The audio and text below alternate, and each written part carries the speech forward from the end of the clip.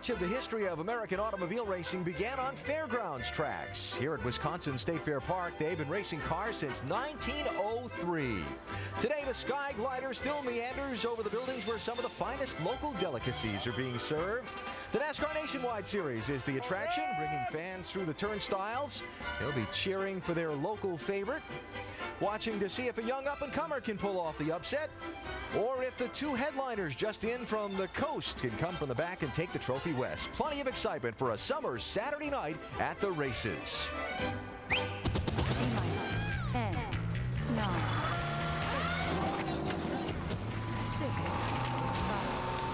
4, 3, 2, ignition.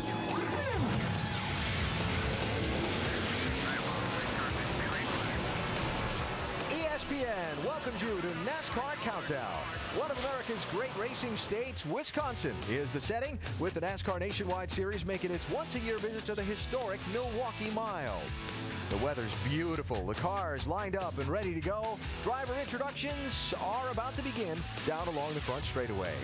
It's already been quite the busy day here. This morning there were 2 practices for the Nationwide cars. Justin Allgaier had a tough time of it. Ooh, it's getting ready to hurt right now. Bam, right in the nose, and that just wiped out a car. That's too bad. Short, hard, and flat around this racetrack. Backup car for the 12 team.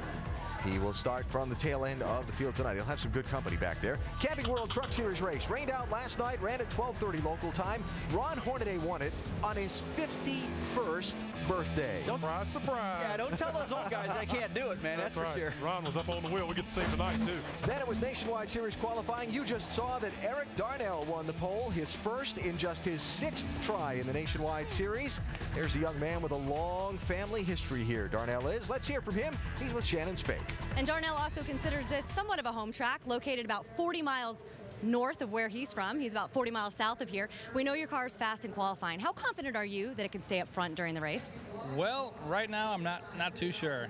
We weren't real good in practice. The Northern Tool and Equipment Ford wasn't where we needed it to be in the second practice session, so we kind of threw some wholesale changes at the car. We did a lot of stuff, kind of got it closer to where our teammates were at, and I think it helped out, at least in qualifying. Those guys were pretty good in practice in a longer run on old tires, and we're hoping that that's going to translate over to us in the race tonight. But all the guys in the crew, Mike Kelly and everybody, did a really good job so far. The car was fast in qualifying. We're just hoping to keep it up front. I also got to say hi to Eddie Pardue. He's not here today. Hope everything's going well over there. We miss you here at the track. So. Definitely everyone thinking about Eddie Pardue. It is a family affair here for Eric Darnell. His dad and his grandfather will be here watching the race tonight. Dave? Shannon, the Dairy State has long been a driver state for NASCAR with a focus on this Milwaukee Mile. Of course, Dave Marcus brought us wingtips in addition to wins. Dick Trickle has one of the most unique names in racing and is also one of the winningest short trackers in the United States. Alan Kowicki, the 92 champion, did it his way. And Matt Kenseth, the quiet and determined champ, also from Wisconsin, in addition to Mr. Scott Wimmer, with 6 wins in the Nationwide Series, would love to make number 7 right here at the Milwaukee Mile, where he started coming to, as he would tell it, since he was about 4.5 years old. Scott, talk about the history of this place and how it affects you when you put on the helmet and sit behind the wheel here. Well, it's got a lot of memories. This is really the first race track I remember coming to. I remember sitting down in top of my parents' motorhome. I watched my Uncle Larry Dejan win an ASA race here in 1980. So I've been coming here a long time. A lot of family and friends come out here. I used to live in the city, so that even makes it a little more special. You're in a very fast race car tonight, Scott. How good is it, and can it win? It's really good. Brian Campy, all the guys. Fastenal Chevrolet's been good since we unloaded it. We were one of those cars I had to qualify in the race, so I took it a little bit easier than I wanted to, but ended up 7th. And looking forward, you got to make adjustments all night long. I got the best crew in the business on pit road, and maybe I'll get my first one here. All right, well, let Scott make his way to introductions. He will be our in-race reporter tonight, so you can follow him all night long. And if you'd like to ask him a question, log on to espn.com/NASCAR, keyword Ask the Driver, and submit your question to Scott. Now, I've got a few questions of my own. Who's going to win tonight? How are they going to do it? And how much fun are we going to have watching it? For that, we need to go to Brad Doherty, Rusty Wallace, and Alan Bestwick in our ESPN pit studio. Alan, what do you think? David, don't know. We'll find out. And yes, lots of fun. Our ESPN pit studio, this was waterfront property yesterday after about 3.5 inches of rain fell, but high and dry today. Rusty Wallace, a 5-time winner at this racetrack in various finest competition, USAC Stock Cars ASA, a place with so much history. What's it mean to a driver to come here? A lot of history, and every time I came here, man, I was just so pumped up. This was my Daytona 500. I mean, I had this baby circled on my caliber, Brad, and my whole team was fired up. I was fired up, and I won a lot here. I won 5 times. And it was because of my mental attitude, I think, just wanting to come here and win so bad because there's so much history here. Yeah, there's a lot of history. I mean, this is the oldest continually operated track. It goes back to 1903. That's just a little bit before Rusty started racing here. So it's an old racetrack. Very nice. This is the end of the June stretch of separate site races for the Nationwide and Sprint Cup Series. The guys trying to pull the upsets haven't fared so well so far. Oh, I've been a little disappointed in that. We haven't seen any of these young guns get to victory lane. I mean, we've seen names like Ricky Stenhouse Jr., Eric Darnell, who's sitting on the pole, Trevor Bain. They've made a big splash. But the thing we have figured out is that Kyle Busch kid, he's pretty good. No, wait, but you guys just can't give up now. You don't give up. There's still an opportunity stretch going right now. And that's in all these drivers' heads. You're thinking, man, this is a stretch where if I'm going to get my first win, I can get it done right here. And the way I'm looking at it, there's one more right now immediately before we go to Loud next week, New Hampshire up there. And so it's on your mind. Don't give up. Stay doing it. You can still do it. Want to talk about a couple guys trying to take advantage of opportunities. Got Brad Coleman in the Joe Gibbs Racing 20 car that Joey Logano won in at Kentucky last week. And Stephen Light in the Childress 29 car tonight that Jeff Burton and Clint Boyer also drive. These guys only get 8 to 12 shots a year in those rides. Which is the best choice for a young driver? 8 races in a top shelf ride or a full season in a lesser funded team? Well, I spent all that evening with Brad Coleman and talked to he and his dad, and then I talked to Russ Light, Stephen Light's dad, and both said that they want to have their young men in great race cars with a chance to win, because if you win, you get the notoriety and the opportunity. In my opinion, I totally disagree with that. I think because of the situation these two guys are in, they're in great race cars. Stephen Light is compared to Jeff Burton. He's compared to Clint Boyer. You're looking at Coleman. He's compared to Joey Logano, Denny Hamlin. These are 4 of the 5 of the best race car drivers in the world. And if you don't live up to their standards, you're taking a step backwards. So I think it's a bad thing for them. Yeah, people are going to look at you and say, look, I mean, you're in a good hot rod here. I mean, those guys are winning. And if you don't win, you're going to be labeled as no good. That's all there is to it. Stephen Light starts 6th tonight. Brad Coleman, 2nd on the grid. Jamie? Well, he's one of those drivers. He's lived on both sides of the fence. Last year, you were full-time with the lesser-funded team. This year, you're with the powerhouse of Joe Gibbs. What do you think is the smarter decision for a young driver? Well, the way the economy was, this was really the only way to go. I mean, it's real tough right now, and I love Joe Gibbs Racing. 2 years ago, I raced for him, had a great year, and my goal was to get back with him, and we made it happen, and it's just really paid off. I mean, Nashville had a great race and qualified 2nd here, been up top in all the practices. I feel really blessed to be here. He's had one other start this year with Joe Gibbs. He finished in the top 10. I think he made the right decision, Alan. We will watch Brad Coleman tonight again from the outside of the front row. Still to come on NASCAR Countdown. It's been the year's toughest commute for Kyle and Carl, and they have to start at the back in this race. Points, planes, and the potential for another last-to-first run in a bit. But up next, the plentiful pit road speeding penalties last week at Kentucky. Problem or pure coincidence? There are differing opinions depending on who you ask. American Steel, baby. That's what I'm talking about. There we go. Hey, you're so old. Do you have one of those things? That's Rusty's first motorcycle right there. I stopped there. NASCAR Countdown, brought to you by Nationwide Insurance. Play Driver Pick'em presented by Nationwide Insurance on ESPN.com for a weekly shot at $500. You thought I was kidding about waterfront property. There was some rain here yesterday. Carl Edwards, the defending winner of this race, is hoping to bounce back tonight after recording a 20th place finish last Saturday in Kentucky. A finish created in part by multiple pit road speeding penalties that left him and others a bit perplexed.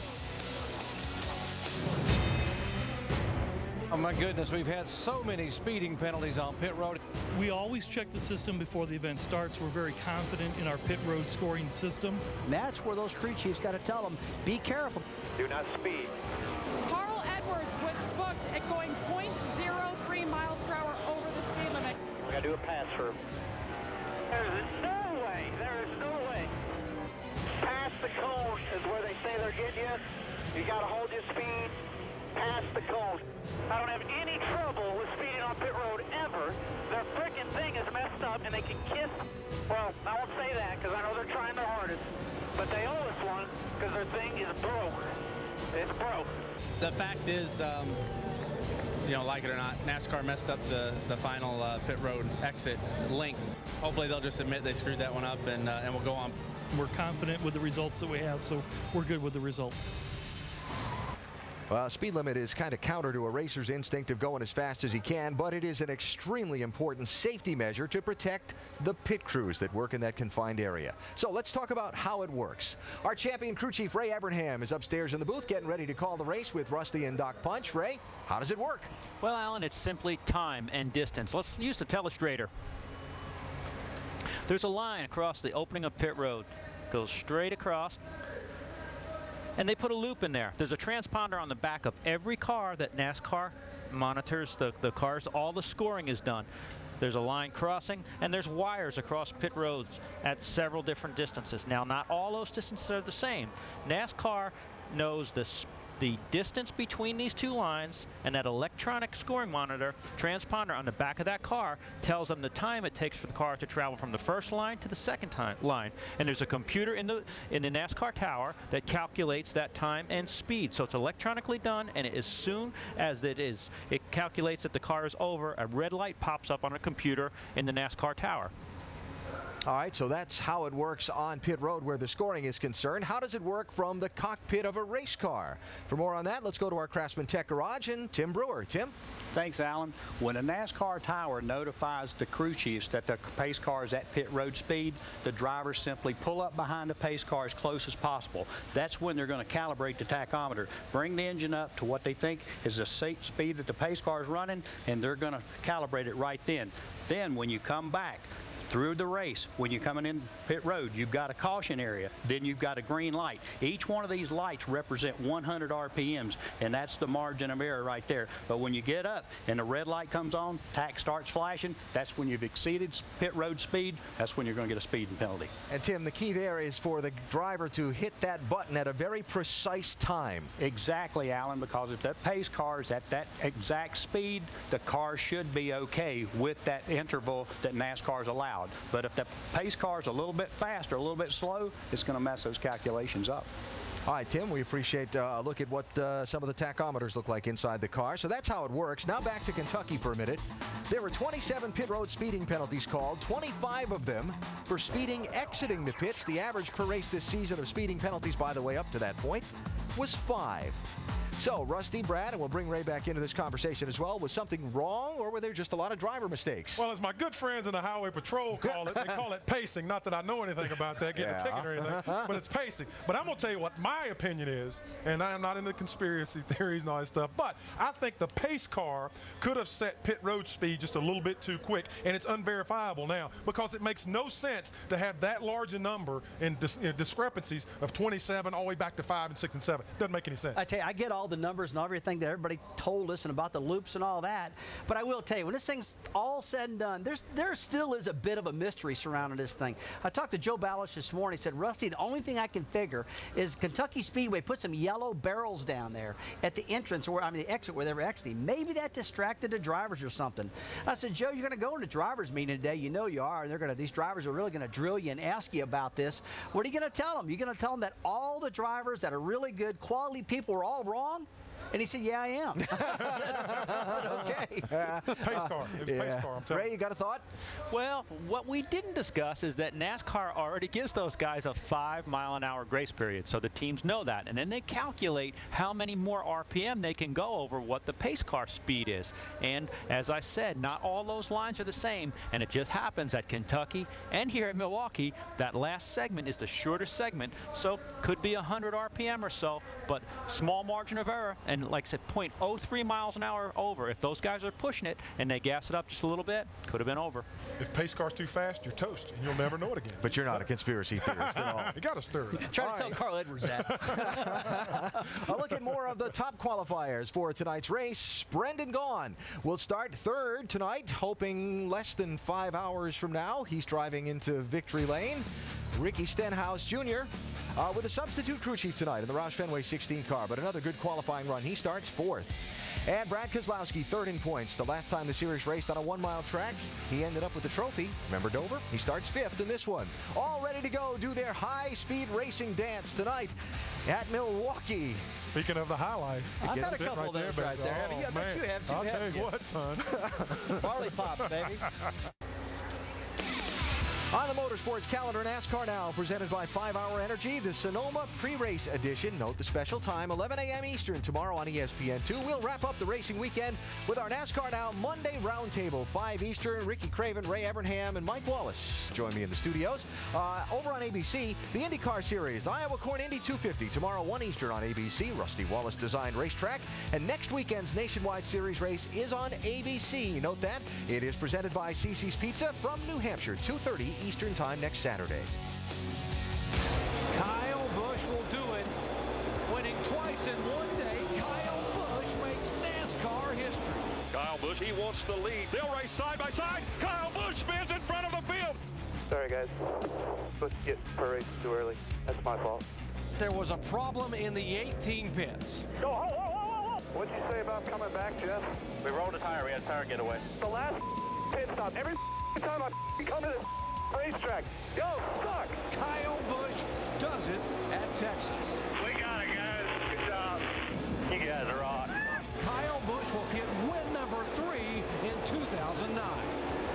Guys, that right rear tire is down on Kyle Busch. Tough break for Kyle. Had a dominant night going. Hey, that's part of this sport. One day you're on top, and it can humble you pretty quick. Let's see if the monster is going to bite somebody else. Here comes Keselowski for the lead. That's pathetic right there. Guys, keep your mouth shut. Just work on this race car. Keep your mouth shut about this. Kyle Busch comes out of turn 4 and wins for the first time in Nashville, Tennessee. Woo! Everybody's going to get a piece of guitar tonight. Oh, yeah. Well, even with some of the bumps in the road pictured there, it's been quite a year for Kyle Busch. He's led the most laps in 6 races that he hasn't won. Led the most laps and won 4 times. All told, he's dominated 10 of the 15 races this year and has a 137-point lead over Carl Edwards in the championship starting the night. For Kyle and Carl, this is the most difficult weekend of their Chasing 2 Championships adventure with the Sprint Cup Series race at the Infineon Raceway Road Course in Sonoma, California, some 2,175 miles away from this NASCAR Nationwide Series race here at the Milwaukee Mile. Both practiced their Sprint Cup cars in Sonoma earlier today. Boarded the jet for the 3-hour flight to Milwaukee, arriving here just before 5:40 local time. Kyle arriving first. By the way, they'll have to reverse that trip after the checkered flag later to be ready for tomorrow's Cup race. As for tonight, they both have to start from the back since somebody else qualified their cars. It will be an interesting night for them at the end of what has been a very interesting day. Check out the schedule for these guys. Boy, it is a long day. But I tell you, these are 2 of the best athletes and 2 of the best drivers in the business. It's well worth the trip, and I'm sure the fans are very appreciative. Well, I tell you, they had to negotiate thunderstorms, getting here, get around all that type of stuff. Man, that's tough getting here. That's hard on you. I'm telling you it is. Could pay off with a trophy tonight, Dave. It sure could, Alan, but because of all that travel, Kyle Busch is now doing something that usually happens at the beginning of the weekend. He sits in the seat for the first time to make sure everything is in its proper place so that he can drive the car as fast as he can. Johnny Sauter practiced and qualified this race car, and right now Jason Clements is making sure that everything is in the right place for Kyle. He's been sitting in the seat here for about 5 minutes and has fitted the steering wheel, and it looks like they've got it put back together again. Kyle will jump in here right now. With this racetrack being as flat as it is, and the banking not there to help you with your race to the front, how difficult will it be tonight? It'll be difficult. You know, you got to work your way through here. Aero seems to be a big thing, especially back in traffic. You know, you fight just not being able to get downforce and stuff. And a flat track like this, you need all you can get. So, you know, we'll take our time, and it's a long race, so hopefully we can get up there, and, you know, we'll see how far we can get. See if they can put the 18 car in victory lane again. Shannon? Dave, last season here in this very race, Carl Edwards started in the back of the field, of course, because someone else qualified his car because he was out in Infineon. Started 39th. You see him passing Clint Boyer right there. Went on to win this race. He had a new crew chief, Drew Blickensturfer, on top of the pit box. Went on to win 7 races in 2008 and, of course, contend for the championship. Right now, no changes with this team. Is it as simple as one change? What you had last year really kick-started your season. If you could put your finger on it, what does this team right now need to kick it into high gear? Well, we just need to be faster, and we've been getting faster. Mike Beam's been helping us a little bit. Dan Stillman and I have been learning, you know, how to work with one another better, and the last, Kentucky was really bad, but the weeks previous to that, we've been the best we've been all year. And, I'm proud of my guys. I'm proud of Dan. And, Daryl Morrow, he reminded me, he said, remember a year ago, we turned it around right here. So hopefully we can have a good night here and get headed in the right direction. Well, he's got a good starting position, of course, in the back of the field. That's where he was last season. So we know he can, good starting position. So we know he can come from the back and win this race here in Milwaukee. Alan? All right, Shannon, thanks. The gap between Edwards and Busch has grown over the past month from 37 points after Darlington to now 137 points 5 races later. Not a trend that can continue long if you are Edwards. Given how Kyle's running and what happened to Carl at Kentucky last week, how important is this race to Edwards? This is very important, Edwards, because, no matter what he says, you still got to get from the back to the front. Aerodynamics is very, very important here, Brad. Yep. And they got to negotiate all these cars. In the car, big deal, not big deal. No, they're just too talented, and they've got great equipment. They're the two best guys in this series. They will make their way to the front, either through charging or through pit stops. They're going to get there one way or another. All right, let's talk about this track that awaits them. It's a mile around, Rusty. Very little banking in the turns. What's the challenge for the driver? The challenge here is just so flat. It's unbelievable, Alan. And you can't stay in the throttle hard and negotiate these corners like you do on a bank racetrack. You find yourself slipping and sliding all through the corners. Look how flat that corner is, Brad. What happens if you pick the throttle up too hard, the back end will kick out, or maybe the front end will take off, and you're just sliding all over the place. Yeah, I went out and talked to a couple of old veteran guys, Mark Green and Mike Bliss, who've been around this place a long time, and they're saying what you're just saying, Ray, Rusty. It's real loose and slick. You got to be able to slide that race car and advance it. Not a lot of downforce, very flat, very fast, so the young guys get a little spooked. Old cats get them at the end of the day. All right, Mr. 5-time Milwaukee winner, let's see if you can get up to the broadcast booth before I call your name out next. Well, I will tell you, this is the hardest one to do that. I'll try, and we'll see what happens. Like you threw that lake out there. Yeah, talk to you in a couple minutes. Some more guys that we'll keep eyes on throughout the night tonight. Jason Leffler loves this track's open wheel history. He's got some of that himself. Starts 8th in car 38. He's 4th in points. There's young Trevor Bain, continues to impress.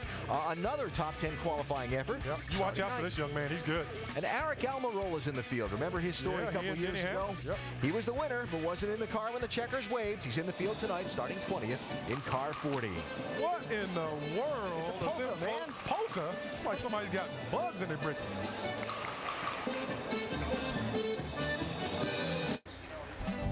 Racing history and tradition, they have got it in spades. Here at Wisconsin State Fair Park and the Milwaukee Mile, where they've been racing since 1903. Open wheel cars made the history for a lot of years. Look at the list of winners. Boy, that is incredible. Al Unser, A.J. Ford, Parnelli Jones. It goes on and on and on. The great Pablo Montoya among those who took home the trophy in more modern times. And since 1993, the NASCAR Nationwide Series with drivers like Dale Earnhardt Jr.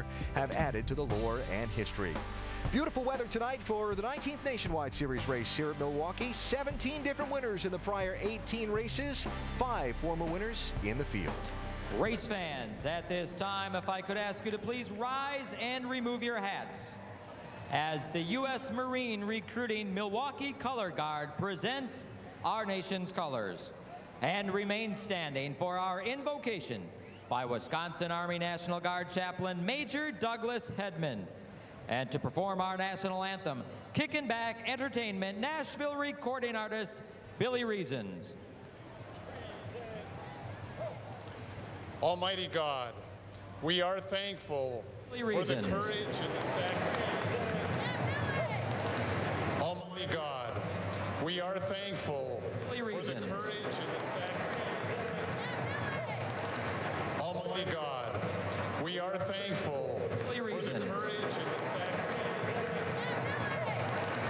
Almighty God, we are thankful. We are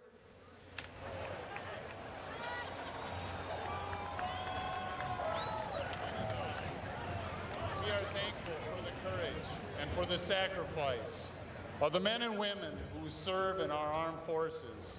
It is through their dedication to duty and your divine providence and the support of the citizens of this great community that we are able to be a blessing to others. It is times like this, during the Milwaukee Mile, when we can come and celebrate the blessings we have received. We pray that you will continue to bless America. Amen.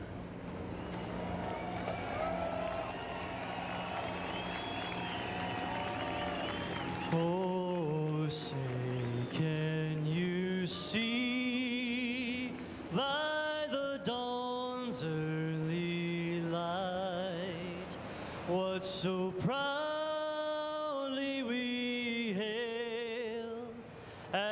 twilight's last gleaming, whose broad stripes and bright stars through the perilous fight o'er the ramparts we watched were so gallantly streaming, and the rocket's red glare, the bombs bursting in air, gave proof through the night that our flag was still there. Oh, say does that star-spangled banner yet wave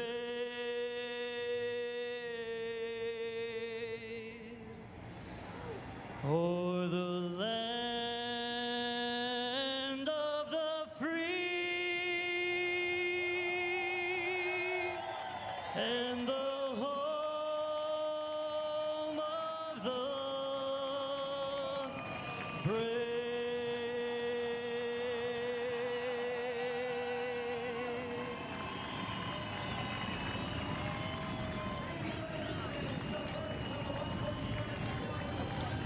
And we apologize for the technical difficulties at the beginning of the ceremony. Now the great thing about this sport or any other, finding out how it all unfolds. Quick note here, new crew chief this week for Steve Wallace. Truck Series champion crew chief Trip Bruce is now in charge.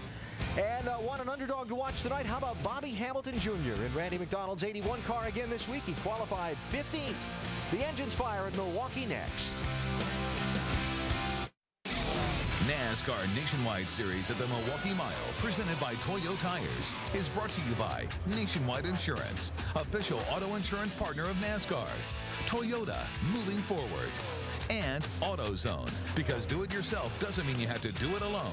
Get in the zone. AutoZone. All right, we're good enough to do this. We got the best driver out there. We got the best pit crew right here, all right? Let's get a 6-0-1-3. 1, 2, 3. 6-0!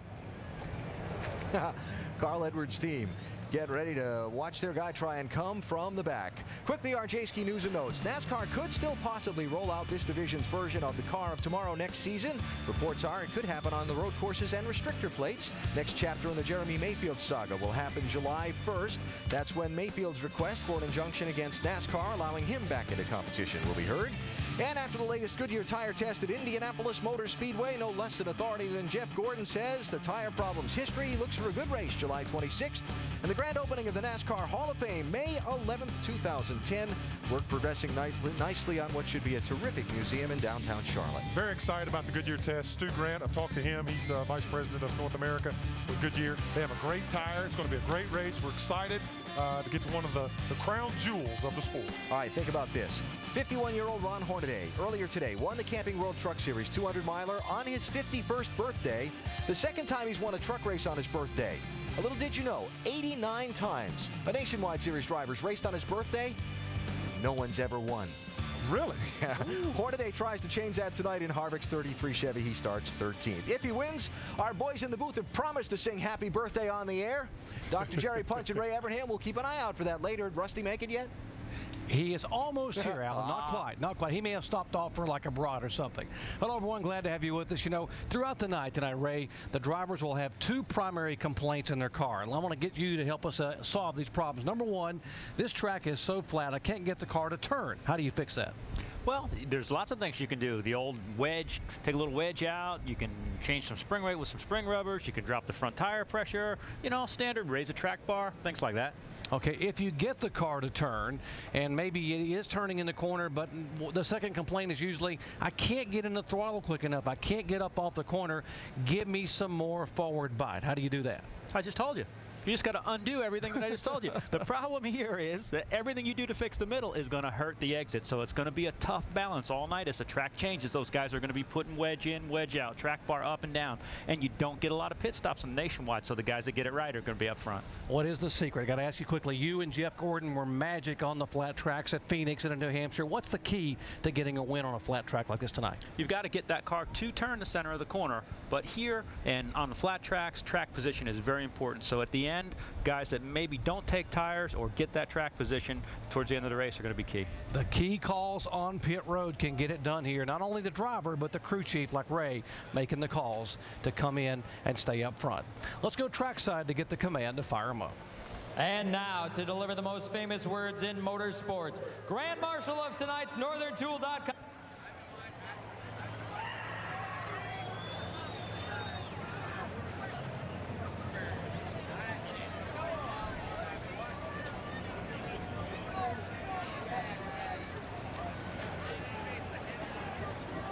Well, we apologize for the technical issues there with the microphone being able to be heard, but they've been given the command, and the engines have fired on pit road. They will finish buckling up the window nets, make sure everything is strapped in, and get ready to roll here momentarily. Well, tonight's in-race reporter grew up in nearby Wausau, Wisconsin, and while he may have won 6 times in the NASCAR Nationwide Series, he has never won here at the home racetrack. When we return, we'll ask Scott Wimmer what it would mean to finally be able to go to victory lane here in the home track, the Milwaukee Mile in the home state of Wisconsin. For the 8th time in the history of the NASCAR Nationwide Series race cars here at Milwaukee Mile, we have a first-time pole winner. And tonight it was 26-year-old Eric Darnell, who grew up just 40 miles south of the racetrack, making only his 6th career start as a NASCAR Nationwide Series competitor. Brad Coleman starting outside him on row 1. Brendan Gaughan coming off a top 5 finish last week. And Ricky Stenhouse Jr. starting in 4th position. There's the starting field across the top of your screen. Now, we will have onboard cameras in 8 different cars tonight, including the 18 car, the 1 car of Mike Bliss, who will start back in 18th spot. He is a former winner here in the NASCAR Camping World Truck Series. And, of course, Jason Keller, who starts back in 27th spot. His last career win of his 10 victories came here at Milwaukee back in 2003.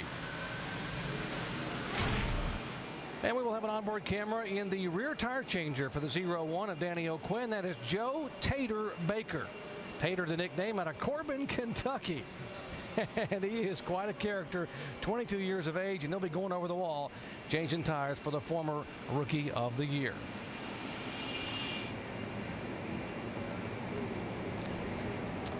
Well, the pits here, Ray, at Milwaukee are very challenging and some very interesting picks here. Now, Stephen Light in the 29 car actually has got an opening coming in, but a very difficult pit road. He's got to make a hard left and then a hard right to get in there, so I don't know if that's going to be that big of an advantage.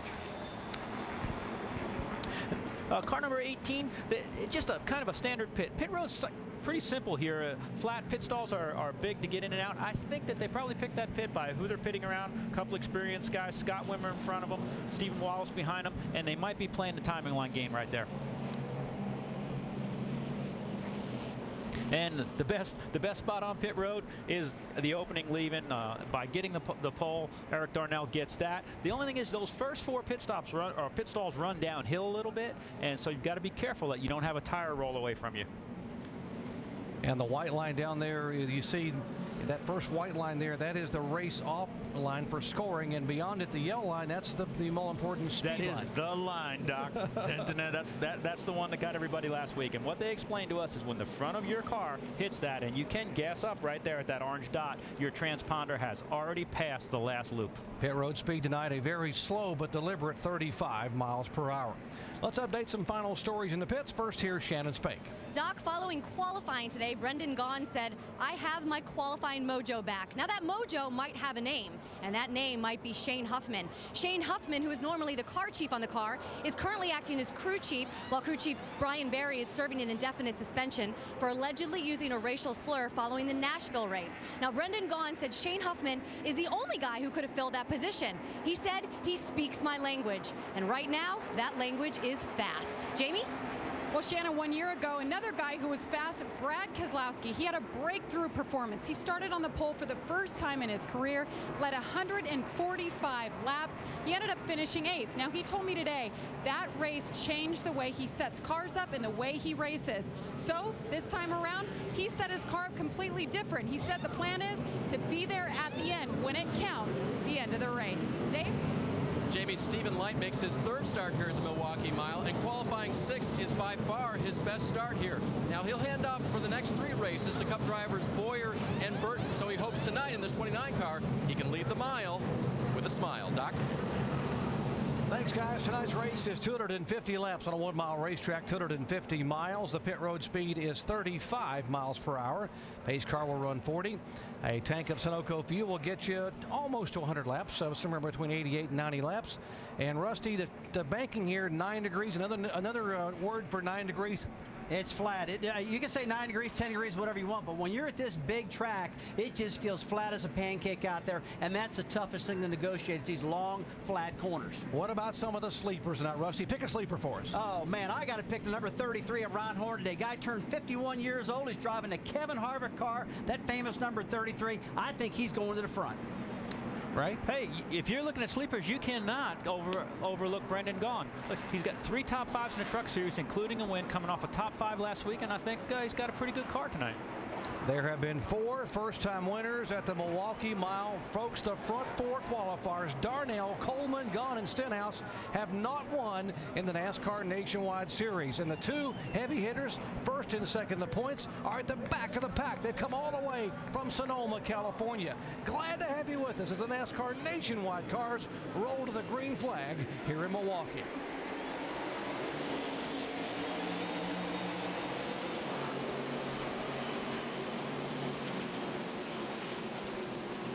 Boy, Eric Darnell gets a good jump in the field right there. You want to get to that bottom lane early in this event. And boy, he just out-shifted him on that restart. Did a great job. Stenhouse up on the outside of Brendan Gaughan, and that's a little dicey getting into turn 3, and now Gaughan will get the position.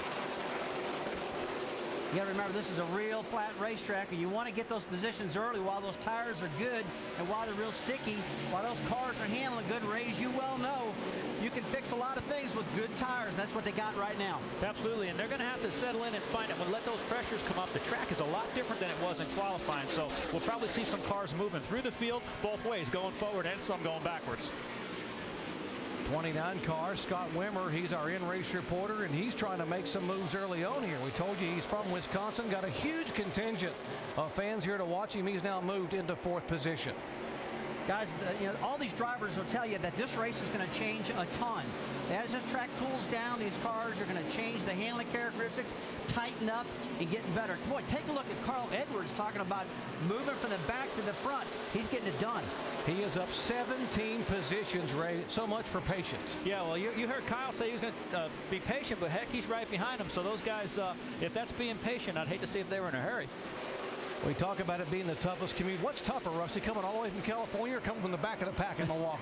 Hey, coming from California is not a problem at all. It's talking about coming from the back of the pack at this flat Milwaukee racetrack. But these cats are giving everybody a schooling right now. They're getting through the front pretty quick.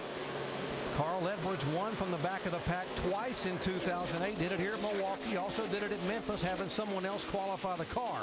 As you heard Shannon say, it was this race a year ago that turned Carl Edwards' season around. This race was so important. Boy, looking at battling 3 wide off of turn 4 right now. Stephen Wallace, Carl Edwards, all of them racing on this long front straightaway. But Carl had a lot of confidence last year after starting from the back and driving to the front, and that led into 7 victories for Carl. Eric Darnell is our leader. He had led only 1 lap in his career prior to tonight, that coming a couple weeks ago at Nashville. But we're watching these guys come up in the back of the pack. The 18 of Kyle Busch, who will start on the outside of row 1 at Sonoma, California on Sunday in the Sprint Cup car. That car is just incredible on the bottom. I mean, he is just flying around the bottom of the racetrack. You know, you would think it's going to have to take a little bit of time for Kyle Busch to get used to the way this car is going to handle tonight, since he didn't have any practice in it whatsoever. But this guy's already adjusted pretty much. He's been doing this a lot this year, Jerry, with these double stints here. Battle for 11th position, 33, Ron Hornaday Jr. And the 99, the 18-year-old Trevor Vane. And Hornaday, who's already won 1 race today here on his 51st birthday, trying to get it done now in the Nationwide car. Yeah, you know that practice that he got in that Truck Series, Ray, you know that had to help him get ready for tonight. Yeah, and we know that Kevin Harvick's cars seem to perform really well on the flat track. Whatever they've got going on in the front end, those things continue to turn. And remember, Ron said that his car was a little bit loose qualifying, but it was going to be really good when the sun went down. No, I really think that Kevin's cars are some of the best Chevrolets out there in the field. He's done a lot of work. I talked to Kevin last week. He was really proud of how his team is working. And as you can see with the victory today in the Truck Series and how Ron's running in this particular Nationwide car, it's proven point. Look at behind the 33 car is the 99. Now, what better way for a young driver to learn than to follow someone like a Hornaday through the field? Yeah, you're talking about Trevor Baines in our other shot there, Jerry. He's doing a great job, too. And look at Stephen Light racing with Brendan Gaughan right here, both on the bottom of the track. And that's the preferred groove around Milwaukee. You want to be right on the bottom if you can. Stephen Light coming off that disappointing 31st place finish last week at Kentucky, but he has shown that he can get it done. And obviously for Richard Childress to put him in a car, to share that car with Jeff Burton and Clint Boyer, says a lot about Stephen Light's ability. He is doing a great job right now. Those first four cars are really setting a good pace. Now, Rusty, you know, we're seeing the guys roll around the bottom a little bit more than we even did in practice. Will that groove stay down there, or do you think it'll move up as the rubber comes down? No, I think the groove's going to move up, Ray. I really do. Right now, it's a little treacherous up high, so they got to start working that groove up. And as the race goes on, I expect them to start getting off the very bottom of the track to make some passes. They're going to have to. And here is the 18 car, Kyle Busch, moving in. This would be 21st position that he takes away from Stephen Wallace. You see Stephen motion him to the bottom of the racetrack. You know Kyle's got a good car. Looks like Stephen's got a pretty good car, too, as he's getting from the back of the field. Not a good qualifying run for him. Getting back up front there. Folks, Kyle Busch and Carl Edwards have not turned a single lap all weekend. Here's a good battle up toward the front. The 29 car, Stephen Light, diving beneath the 62. That is for third position. These are two pretty equally prepared Chevrolets. They both have the Richard Childress engines in them. Brendan Gaughan and Stephen Light. Good motors on the hood of these Chevrolets. So it is a Ford up front, a Toyota running in second, and then a couple of Chevrolets back third and fourth. 26-year-old Eric Darnell set on the pole and has led the first 10 laps here in the NorthernTools.com 250.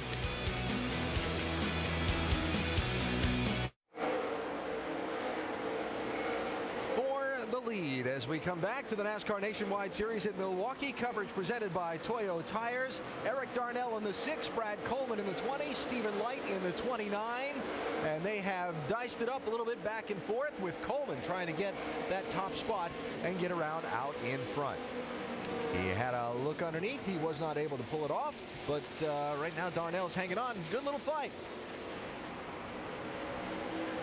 You know what, Alan, I spent all evening with Brad Coleman, and he told me that he only has an 8-race opportunity, and the best thing that he can possibly hope for is a victory. He doesn't want a top 10 or top 5. He said he has to have a victory in one of these 8 races to have had a successful stint, and right now he's charging towards the front.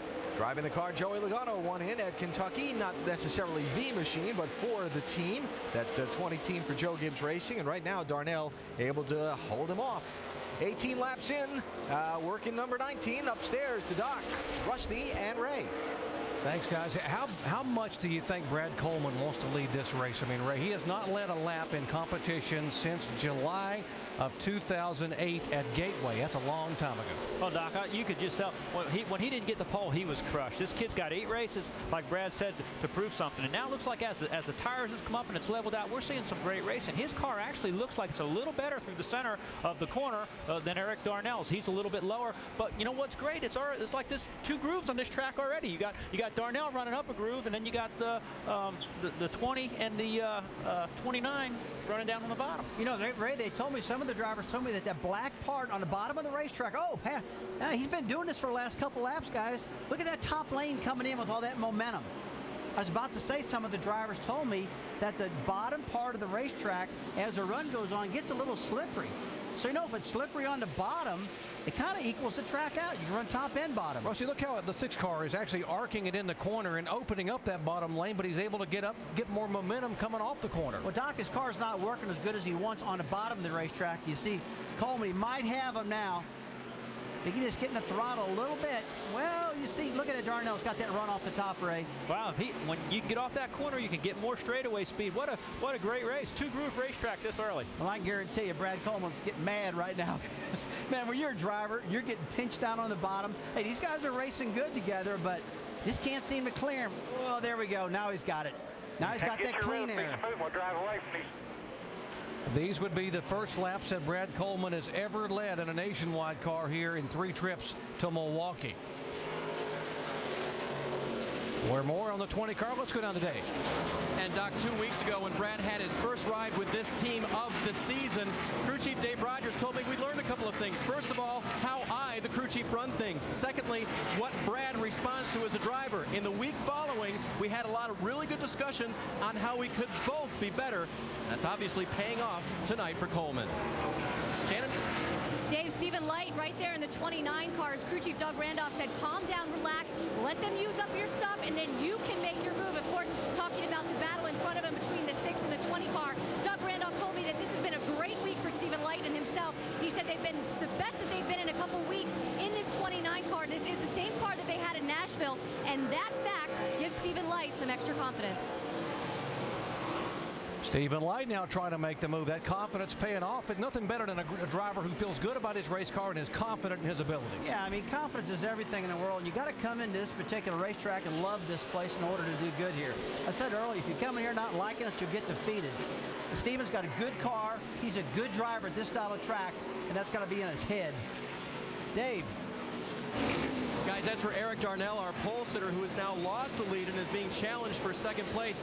That car just having a little trouble turning in the middle of the corner. We've talked about it since the start of the show. Flat racetrack, turning in the middle of the corner, the biggest thing, and it's a little bit tight in the center for Darnell. He hopes to have an adjustment on that car during the first round of pit stops. Okay, Ray, what kind of adjustments are you talking about here? Tight in the center and having trouble getting down on the bottom of the racetrack. Well, he's going to have to describe to his crew chief exactly where and why he's tight. Is he off the brake and rolling? Is he too free on entry? They're probably going to make an air pressure adjustment and a little bit of track bar right there to help him turn. Battle continuing here for second place, Darnell and Light. So it is Coleman in the Toyota as the leader. We have a Ford in second, a Chevy in third. Stenhouse back in fourth spot, and Brad Keselowski in fifth spot in the Chevy.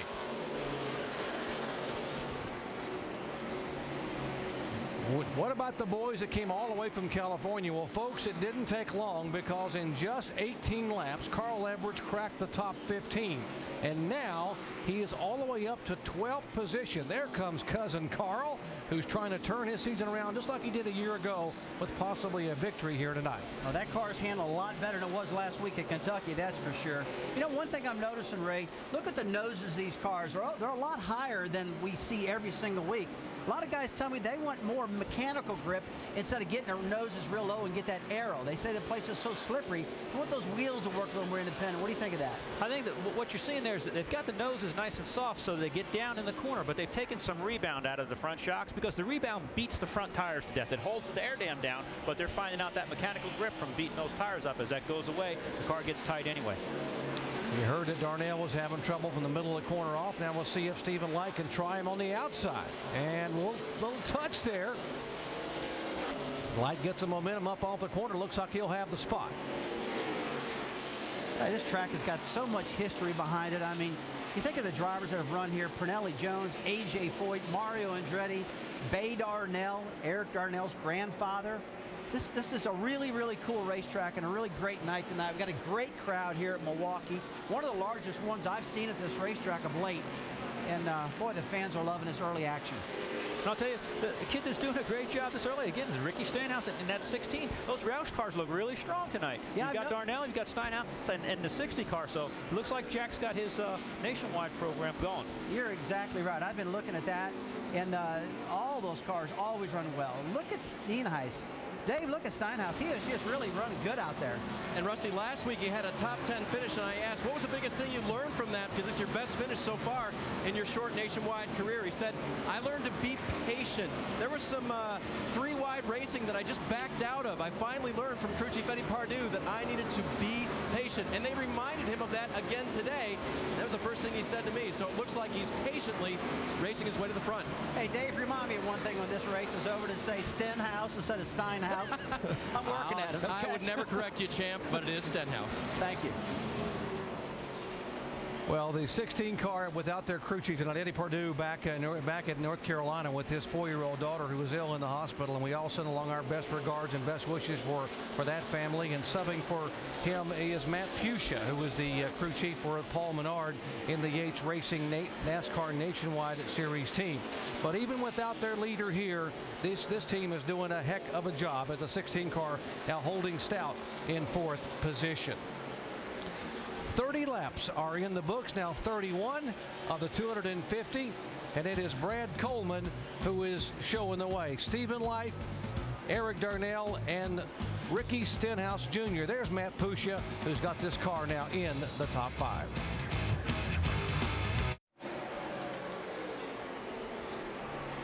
Brad Coleman continues to lead here at the NorthernTools.com 250 at the historic Milwaukee Mile in West Allis, Wisconsin. Coleman, after a 10-month hiatus, able to get back with Joe Gibbs Racing and had a top 10 finish at Nashville a couple of weeks ago. And he is now pulled away to almost a second lead over Stephen Light. There's Light in the 29 car for Richard Childress Racing. We have had a change for 3rd position as the 16 car of Ricky Stenhouse has gone by his teammate to take the 3rd spot away. There comes Stenhouse in the 16. And as we heard during the pre-race show, the pole sitter, there's Brad Keselowski, has also moved into 4th spot behind Stenhouse. There comes the 88 car. There comes Keselowski. And all these cars now have gone by our pole sitter, Eric Darnell. You know, Eric Darnell, he talked earlier in practice. He said, look, my car wasn't too good today. I mean, they qualified real well. And Ray, I'm just wondering if he just didn't have a tight car pushing the front end, and when these guys qualify, they tape him off, and it really makes him go faster. But now looks like he's suffering because of that. Yeah, and he's just going to have to be patient, because you know the tighter you are, the tighter you get, because it works that right front tire, it builds up the tire pressure, and the harder you push it, the worse it gets. So he just needs to keep that car in position so they make a pit stop they can adjust on it. Well, Carl's done a pretty good job getting from the back to the front. He's in 11th position right now. You see him battling gone right now, just working the bottom of that track. And like I said earlier, it's much better car tonight than he had last week. Just what he did a year ago, where he came from the back of the pack to the front and was able to pick up the win. Let's listen into some radio from the 60 car. 2 rounds to the rear. We got to fix this brake bias, and I'll make it like my cup car. Talking about brake bias as he tries to make a move underneath the 62 car. That would be for 10th position. So in 41 laps, he has come from the back of the pack all the way to the top 10. Mark it down as Carl waves a thank you back to Brendan Gaughan. Let's more on brake bias. Let's go down to our ESPN Craftsman Tech Garage at Tim Brewer. Thanks, Doc. One of the adjustments a driver can make inside the car is actually the brake bias. When we set the brake pressures before the race, we usually set it about 50 pounds to the front. But Carl, if he doesn't like that, he's got a knob over here where he can actually turn the knob, and a cable goes to a balance bar on the master cylinder where he can actually transfer brake pressure from the front of the car to the rear of the car. Because like Ray and Rusty were saying earlier, as you burn the fuel off, the weight transfers to the front, and sometimes to make the car turn in the center of the corner, you just need to transfer that brake bias to the rear of the car. Thanks, Tim. And I guess the big concern is when you come down pit road, you got to make sure you make some adjustments to be able to get the brakes and get into your pit stall without an issue. Absolutely. You don't want to lock the brakes up coming down pit road and slide the front tires or the back tires. 6th position, Eric Darnell. And the challenge now from Scott Wimmer in the 5 car. His second start in the car owned by Dale Earnhardt Jr. and Rick Hendrick, and he moves to the inside of the racetrack. And obviously Darnell can't wait to get a yellow flag or get on the pit road to make some adjustments on his car. Well, right now is the time where the chassis are really starting to change a lot, Ray. They got 42 laps on their tires.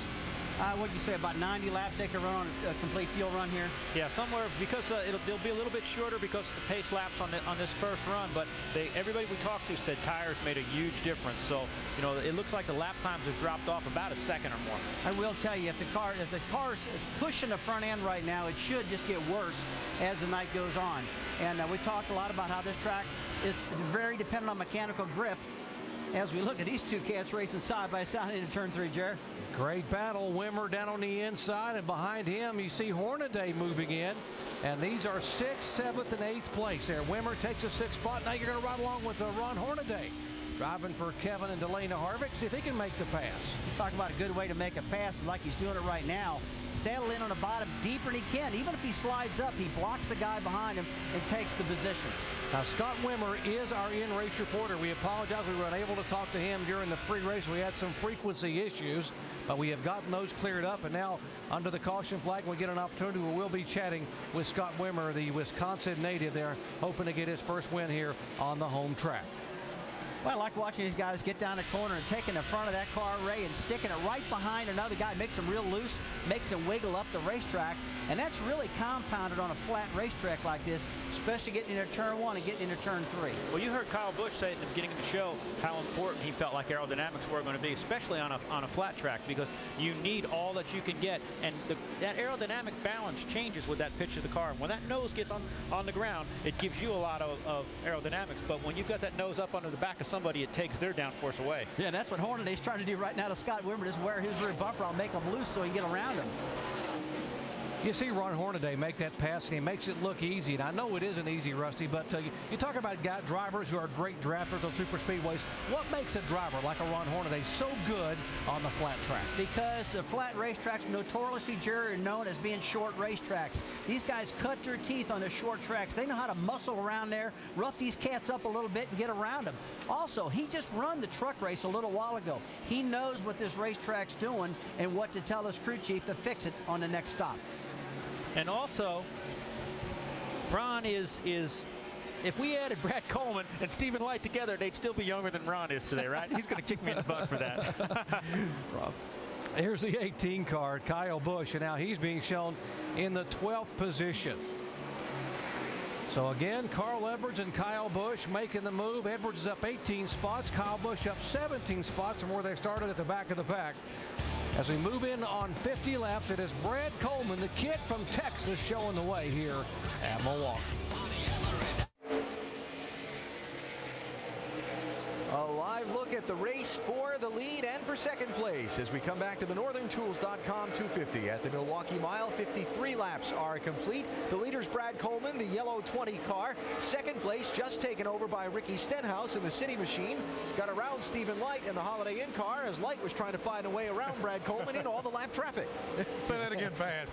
And here comes Brad Keselowski, as well as that kid who's really good, Kyle Busch, is marching his way to the front as he moves into 11th position.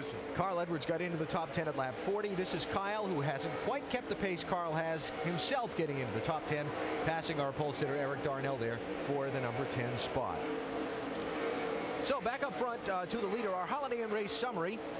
No cautions so far in the race. Leaders have been Eric Darnell started on the pole, Brad Coleman's led the most laps, and Stephen Light actually did lead one lap in that Dyson traffic. I think we're going to have another leader to add to that stack here in just a second. It's like Ricky Stenhouse has got a strong race car, as well as Stephen Light, who we talked about earlier in the pre-race show. He and Brad Coleman have a tremendous amount of pressure placed upon their shoulders when they get into these two race cars, simply because of the guys they share the cars with. And you see a lead change here. Ricky Stenhouse is marching his way on out towards the front of this pack. The young pride of Olive Branch, Mississippi, where racing is concerned. Ricky Stenhouse Jr. out in front now, becoming the fourth driver to lead this race. So it's Stenhouse Jr., Coleman, Light, Keselowski, and then Ron Hornaday in fifth. There's Keselowski in the green car going by.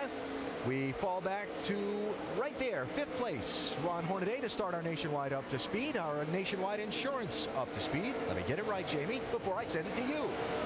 Well, Alan, you know, you're talking about the battle up front. It's all the young guns. They better beware. The 33 of Ron Hornaday turned 51 years old today. He is on the move. Today, their strategy was set the car up as free as they can on both ends because the track is tightening up. Hey, that's working out. He started 13th. He's up 8 positions. Dave? Jamie, Scott Wimmer is only up 1 position, and he's been very, very quiet on the radio. Other cars have fallen off, and so he hasn't had much to say at the very start of the run. His car was very loose, but then he went quiet as his car came to him while others fell backward. Jamie? And Jason Leffler behind him started 8th. He moved up to 6th. Now he's slipping back just a little bit. He was the car everyone was watching after first practice. He was P1. They said they were comfortable and the car was close. But guys, the race has started and the car is tight and it's only getting worse. Behind him, look who's made it up all the way to 8th from the back. Carl Edwards, despite his car not being set up the way he wanted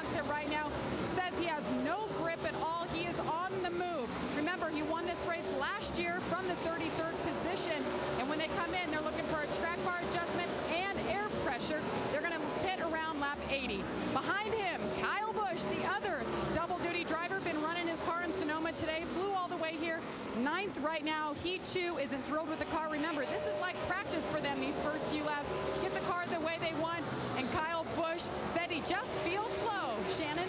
Jamie, Mike Bliss right behind him in that one car just lost that 9th place position to Kyle Busch. Mike Bliss started this race 16th. It only took him 10 laps to get into the top 10. Now Bliss won a truck race here in 1998, but he calls this racetrack a difficult challenge. The challenge he's faced all day today, tight conditions, still battling it right now. Alan? Starting to see those brake rotors glow on some of these cars, like that #1 car right there.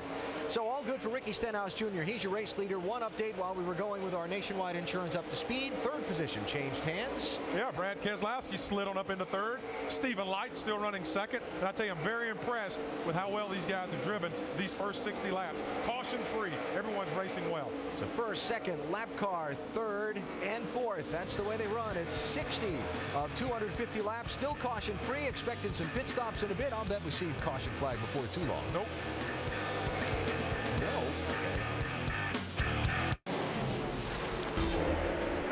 Tools.com 250. If you just joined our coverage, the day began with the guys from Sonoma at the back of the pack. Carl and Kyle starting in 41st and 42nd, weaving their way through traffic. It looked like Kyle was headed to Chicago. Look at Carl. He finds himself in the top 15 after just 18 laps. He is sailing on the bottom of the racetrack. Kyle Busch goes underneath Kenny Wallace to get in the top 15 as well. And of course, at lap 40, Carl Edwards is in the top 10. Both these guys are in the top 10 now, and this is the guy they're chasing. How about 21-year-old Ricky Stenhouse Jr. and Ray Evernham? He is making just his 4th ever start in a NASCAR Nationwide car. Yeah, he is. But, you know, these open-wheel guys are coming along, and they've got a lot of speed. They're used to quick reaction. But I am so impressed that this kid, he's turning unbelievably fast laps, but he's in a heavy car. He doesn't seem to be wearing his brakes out. He's taking care of his tires. I tell you what, though, the other guy, though, on the other end of the spectrum in a different Roush car, Eric Darnell, is really struggling right now, guys. The car looks like it's loose, tight. It's doing something. It's definitely not hooked up. I would say it's probably getting a little bit tight right now, but boy, he's fell from the pole all the way back to 14th. Dave, what are they saying down there about Eric? Rusty, if Eric heard you say that, he'd say a little tight. He said it was about a 10 tight a few laps ago. So I went down to crew chief Mike Kelly and I said, was that on the entry that he was complaining about or on throttle that he was complaining about? You know the answer, both. Really, really tight. Yeah, I tell you what, there's a lesson right there. A car that was that fast in qualifying, and Ray, this afternoon it was hot and slick. You know, these cars all get loose with these impound rules that we're under here. And evidently that tight of cars what got them up in the pole there. Yeah, just like we talked, the track was probably so loose when they qualified. Having a car that was extra tight allowed him to go really fast, where some of the other faster cars couldn't qualify as good because they were just a little bit too loose to put the throttle down.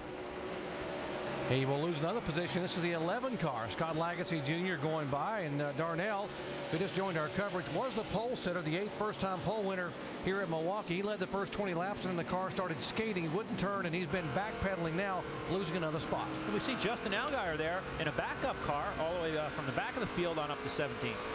Yeah, he's done a pretty good job, but now he's struggling too. He's got to get a pit stop here to get this car worked on. We're hearing green flag pit stops are going to happen around lap 80. We'll see what happens. And remember, the first pit stop's going to happen earlier. Here we go. A couple of championship contenders. And now for the first time today, the 18 of Kyle Busch able to make the pass on Carl Edwards. And that's for 7th spot.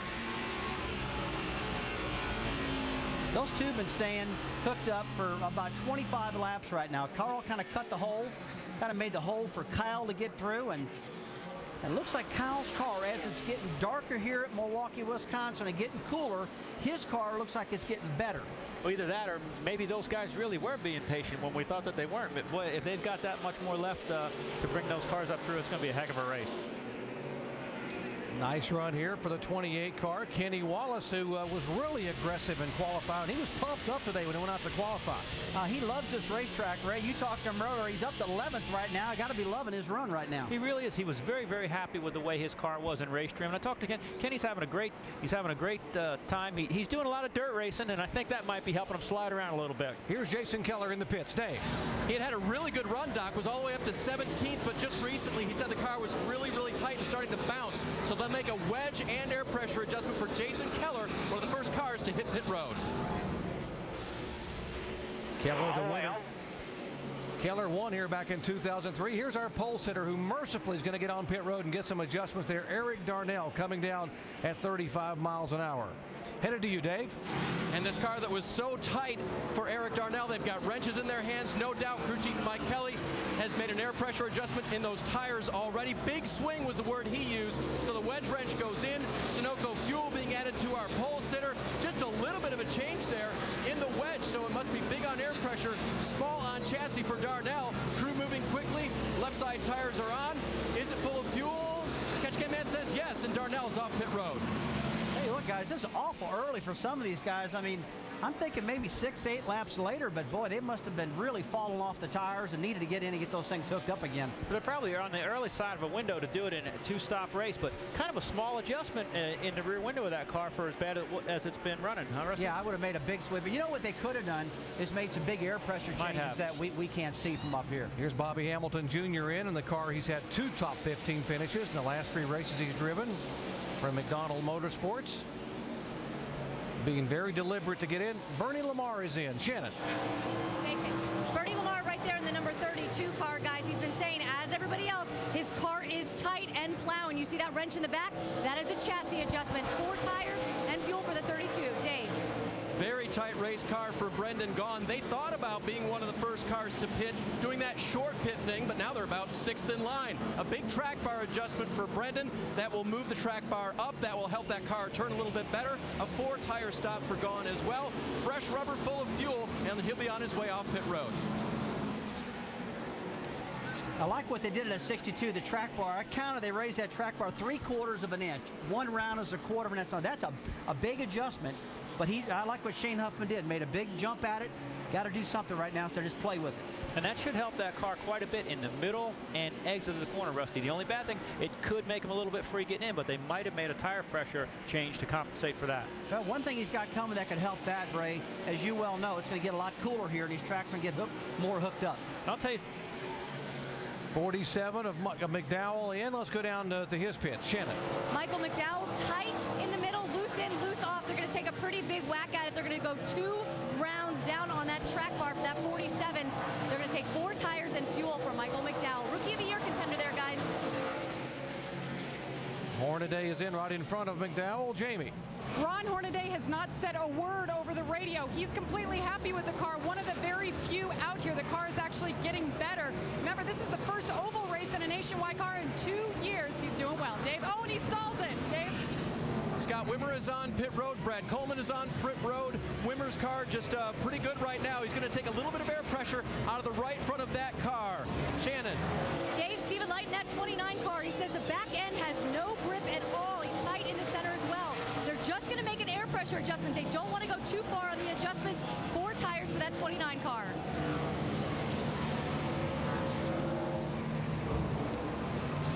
And Kyle Busch is in his pit box. They're actually putting a set of scuffs on. The only set they had, they said, hey, why not? We're that good. We don't need to put stickers on. Car was getting extremely good. Just wanted it to turn a little bit, guys. He's down and away. Still waiting for Stenhouse to come on pit road. Brad Keselowski as well. And Doc, if I'm the crew chief, I'm going to be talking to that kid. He doesn't have a lot of experience. Important pit stop. And we are told, there comes the leader, we are told that Hornaday was too fast on exit. Stenhouse now trying to get it woed down all the way to 35 miles an hour. Good advice, Ray. Well, I tell you, Ron Hornaday didn't need that. A penalty exiting pit road. Some of the same stuff we saw last week at Kentucky already rearing his head. And Hornaday is coming back down pit road to serve that penalty. Stephen Wallace in to get his 4 tires here on lap 81. And here's the leader in, Dave. Ricky Stenhouse Jr. is in right now in that 16 car. A little tight in the center of 3 and 4 will net just a small air pressure adjustment for this young driver. He did the hard part, got on this very tricky pit road, made himself into, now he stalls it. It's tough for a kid to get on pit road, tougher to get off. He's done a good job. Jamie. And Trevor Bayne in his pit box making his 3rd start for Michael Waltrip Racing. I talked to his crew chief, Jerry Baxter, before the race. He said this one has been a beast since they unloaded, made a ton of adjustments. You see them? They had the tire, almost got away, but he's down and away. Dave?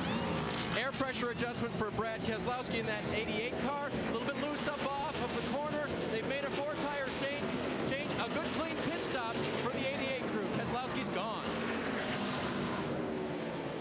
The 1 car and the 12 car, both too fast on exit. That is Bliss and Allgaier.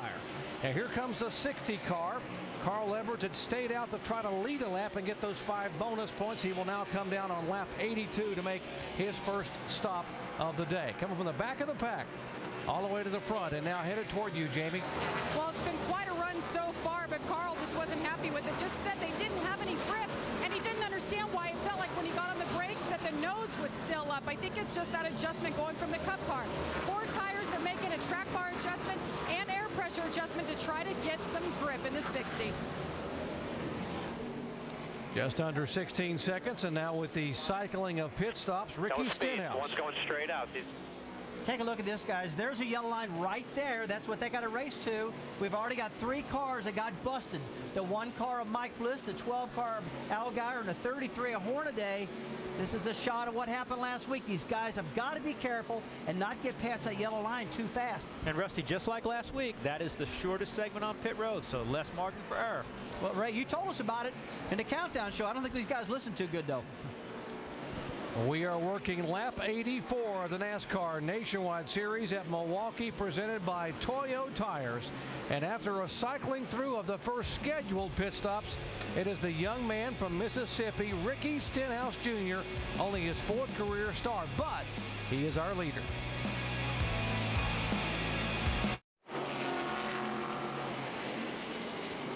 Lots of motorsports programming yet to come your way throughout the weekend. Again, it is NASCAR now, the new time, 11 a.m. Eastern time tomorrow, presented by 5 Hour Energy, the pre-race edition, setting the stage for what's going to happen in Sonoma, also recapping what happened here. And then Monday, 5 Eastern time, the round table, ESPN2, Alan Bestwick, Ray Evernham will be up there, Ricky Craven and Mike Wallace.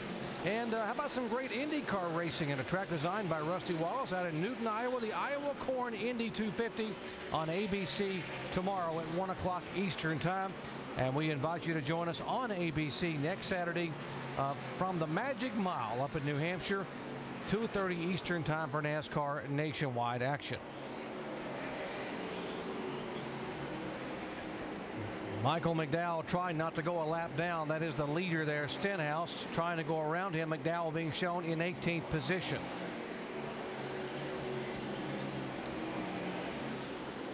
The 60 got by the 1 car a moment ago, but boy, one of the things you got to have here, Rusty, is brakes. Yeah, take a look at the glowing rotors on the front of this 1 car. I've been watching a lot of cars, and his rotors are really red. And Ray, what does that do to the air pressure of the tires to cause these cars to handle great? Can that affect it?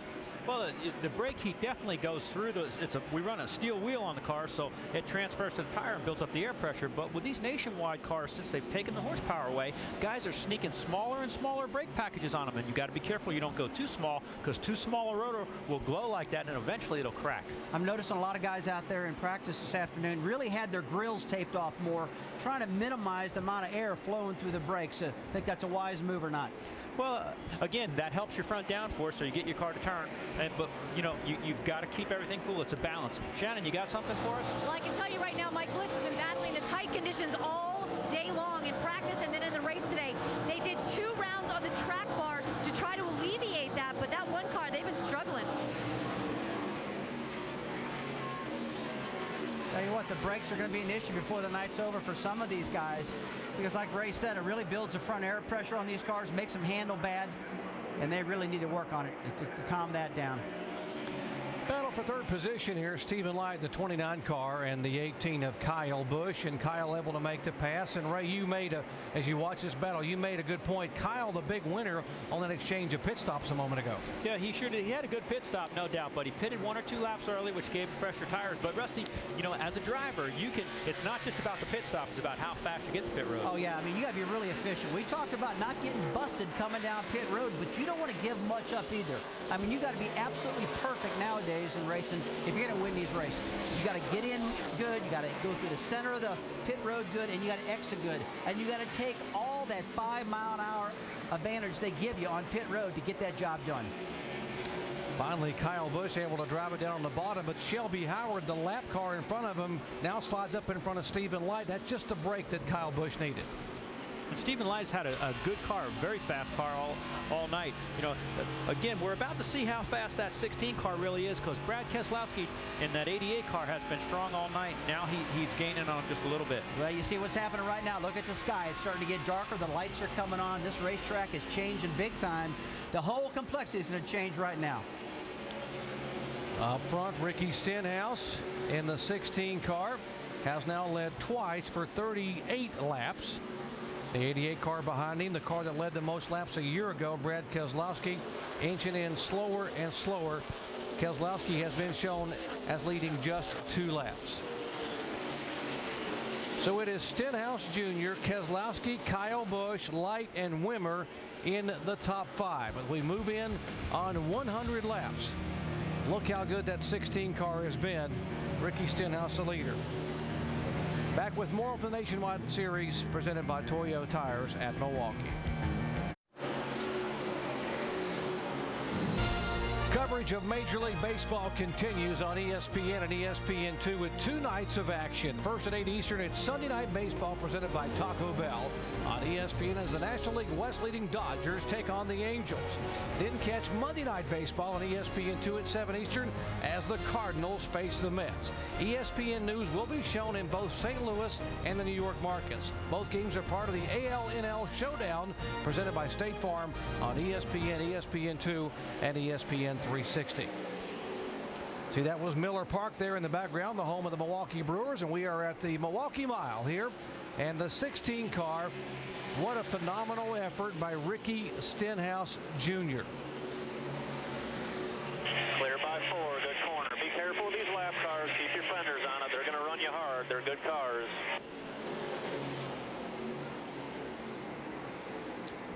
Warning to be very careful, and boy, you know, he's so excited and got a good car, but right, that's something you got to keep telling a young driver. Yeah, you've got to stay in your ear. He is, you know, getting by the 33 car there was big. I don't know if Hornaday is having a problem, but you know, he's got Keselowski behind him now. He's going to have to be careful. He's got a real good car. He doesn't want to get excited right now. Keselowski dives beneath him and takes a spot away, a clean pass entering turn 1. And I'll tell you, that was a good pass right there, but that pass going into turn 3 where Trevor Bayne just rooted up Hornaday up in the top lane, got him up in the dirt.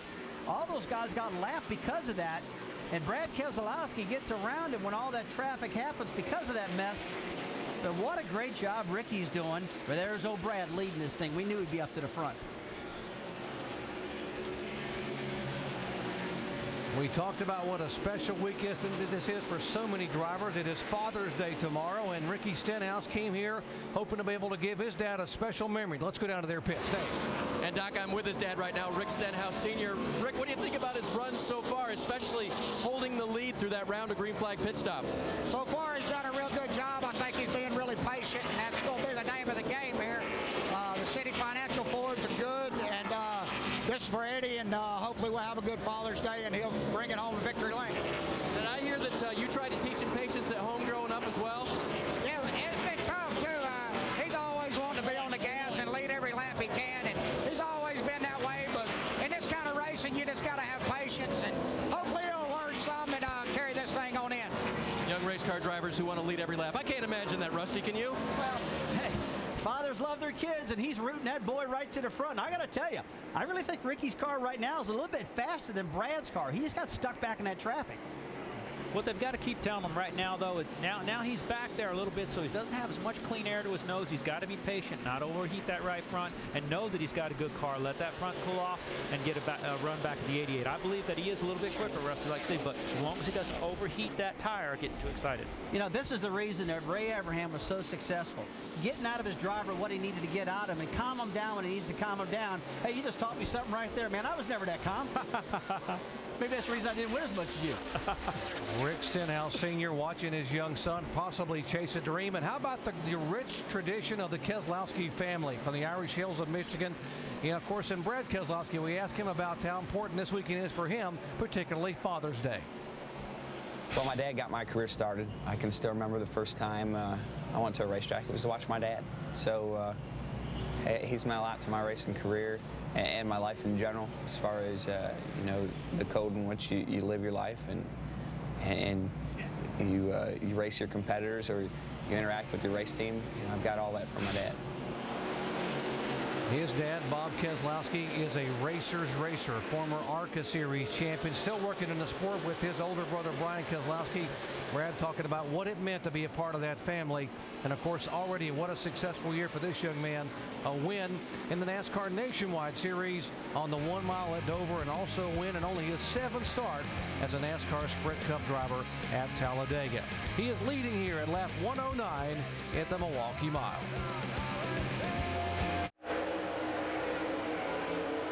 Brad Keselowski leads tonight's NASCAR Nationwide Series race at the Milwaukee Mile. Our coverage presented by Toyo Tires from the pit studio. Bestwick and Brad watching the guy that won the last race on a mile track try to do it again. He is absolutely putting on a show, and he's having a little bit of trouble right now with Scott Lagasse. Scott's not giving him a lot of room. Scott's only 1 lap down, doesn't want to go another lap down so he can get that lucky dog, and he's running Brad as hard as he possibly can, but Brad Keselowski's moving. Little note, sorry about that. Little note, we're caution free so far. The longest stretch to start a race since the Homestead race in 2001 was 111 laps. We're now at 114. Guys are doing an excellent job, but I tell you what, Alan, that old 18 car is lurking, and he is on his way in a hurry. He's starting to creep in on the top 2. Let's do our Nationwide Insurance Up to Speed here. Update you on the front runners. David, you've got the leader. And after today's first practice, I asked Brad Keselowski, is this track because it's unique, it's so flat, does it make it harder, make you think harder about what to do with it? He said, yeah, these cars aren't made to do this. This track is a pain in the butt. But I guess it's a pain in the butt in an okay way, because he's figured out how to make it fast here today. Ricky Stenhouse Jr. told me his biggest challenge here racing this track for the very first time were the long corners, where to pick up the throttle. At first, he was picking it up too late, and then he was picking it up too early. The fact that he's led as many laps here tonight as he has proves he knows right where to pick up the throttle. Jamie? And Dave, Kyle Busch sure is lurking, as Rusty said.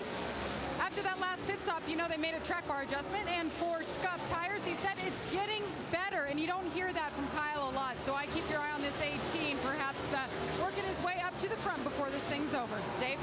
Scott Wimmer has picked up a position since that round of pit stops. They made an adjustment on that race car, you remember. It was a wedge adjustment for the 5. Since that time, Scott has been very quiet on the radio. The one thing he's told his crew, the car is better than it was on the last run. Shannon?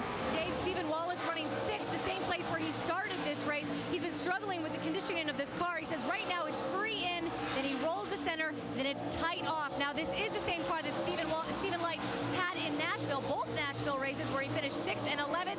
He said that fact right there, knowing that he's been in this car, is a huge comfort for him. Dave? Now, Brad Coleman led this race earlier. They made a pretty big adjustment on that car, track bar and air pressure adjustment the last time. When the right front tire came off that car, the crew noted that it was pretty much junk. He'd really used it up on that last run. So they're hoping that during this run, that doesn't present itself to be a problem. Jamie? And behind him, Carl Edwards in the 60 car. He hasn't made a lot of improvements since the last pit stop, but he does say his car is better. It has a little more grip, but they're not there yet. And behind him, Jason Leffler. They thought they had the car to win tonight, and it's just been tight. It's a little bit better, but they're still fighting the condition. Jason not thrilled with it as he sits 8th. And behind him, Stephen Wallace. Car's been pretty good tonight. They only came in, they made an air pressure adjustment and 4 tires on the last pit stop. As you see, a battle on and off with Jason Leffler in the 33. Alan? Yeah, Jason Leffler, just a little contact there going through the corner and wrinkled up that right rear of that 38 car. Check it out. Up there. See what happens here. They come in off the corner. See 38 car diving deep down there, trying to get underneath Howard, and just a little bit loose. It's, you know, it's flat and slick, and bam, boy, that's not good. That's really going to hurt him aerodynamically, obviously, and it's hard to get downforce at this racetrack, as we heard our Ray Evernham talking about. Thought he could just slide on the four-wheel drift, trying to get up above Howard, and that's going to hurt his evening. He may be in a lot of trouble. Caught the back of the front of his right rear with the back of Shelby Howard's left front. Yeah.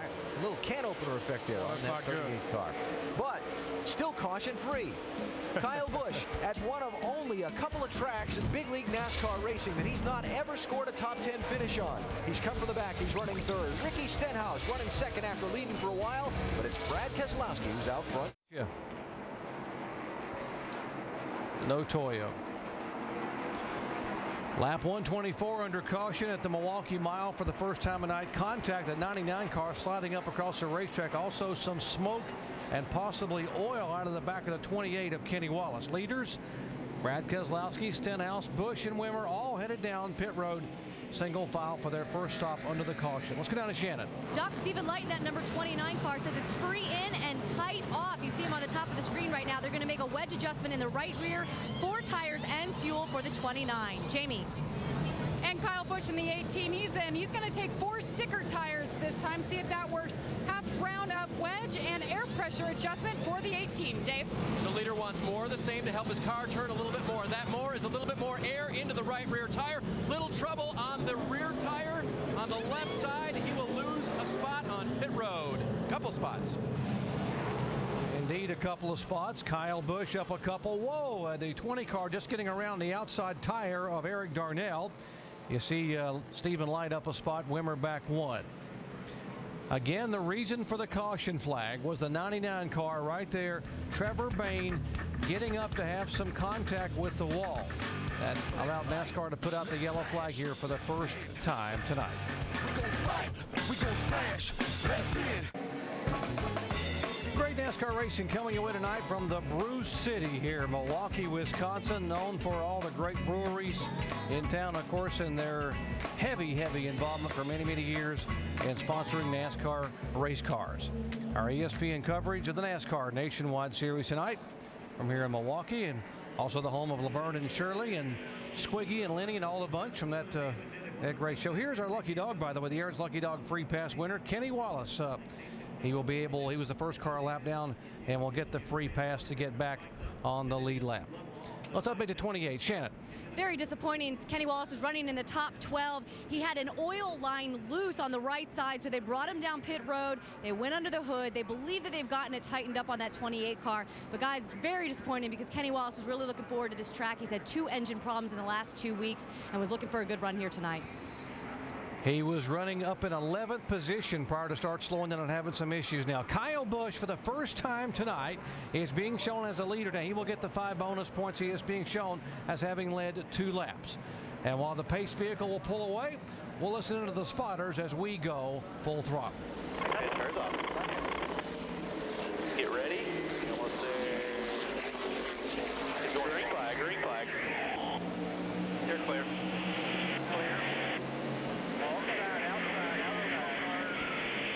Clear all around, Peyton. Clear all around. Inside. Corner. Clear low. Still outside. Clear high. All clear. All clear. Lap car. Clear by 3 on the 29. Still 3 wide.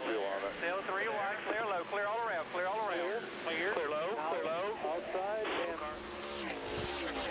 Trouble. Car in the wall. It is the 20 car of Brad Coleman has gone up and tagged the wall. And now he will get the car turned hard left, hammer the brakes, and come down pit road. Doc, he just got into turn 3 real hot on this restart. Got up in the marbles and slid that baby right up into the wall. Let's take a look at this. Really sailed in the corner. Just never could get the car to turn. Got way too high. Got the rubber build up, the marbles we call it, on his tires and couldn't steer it.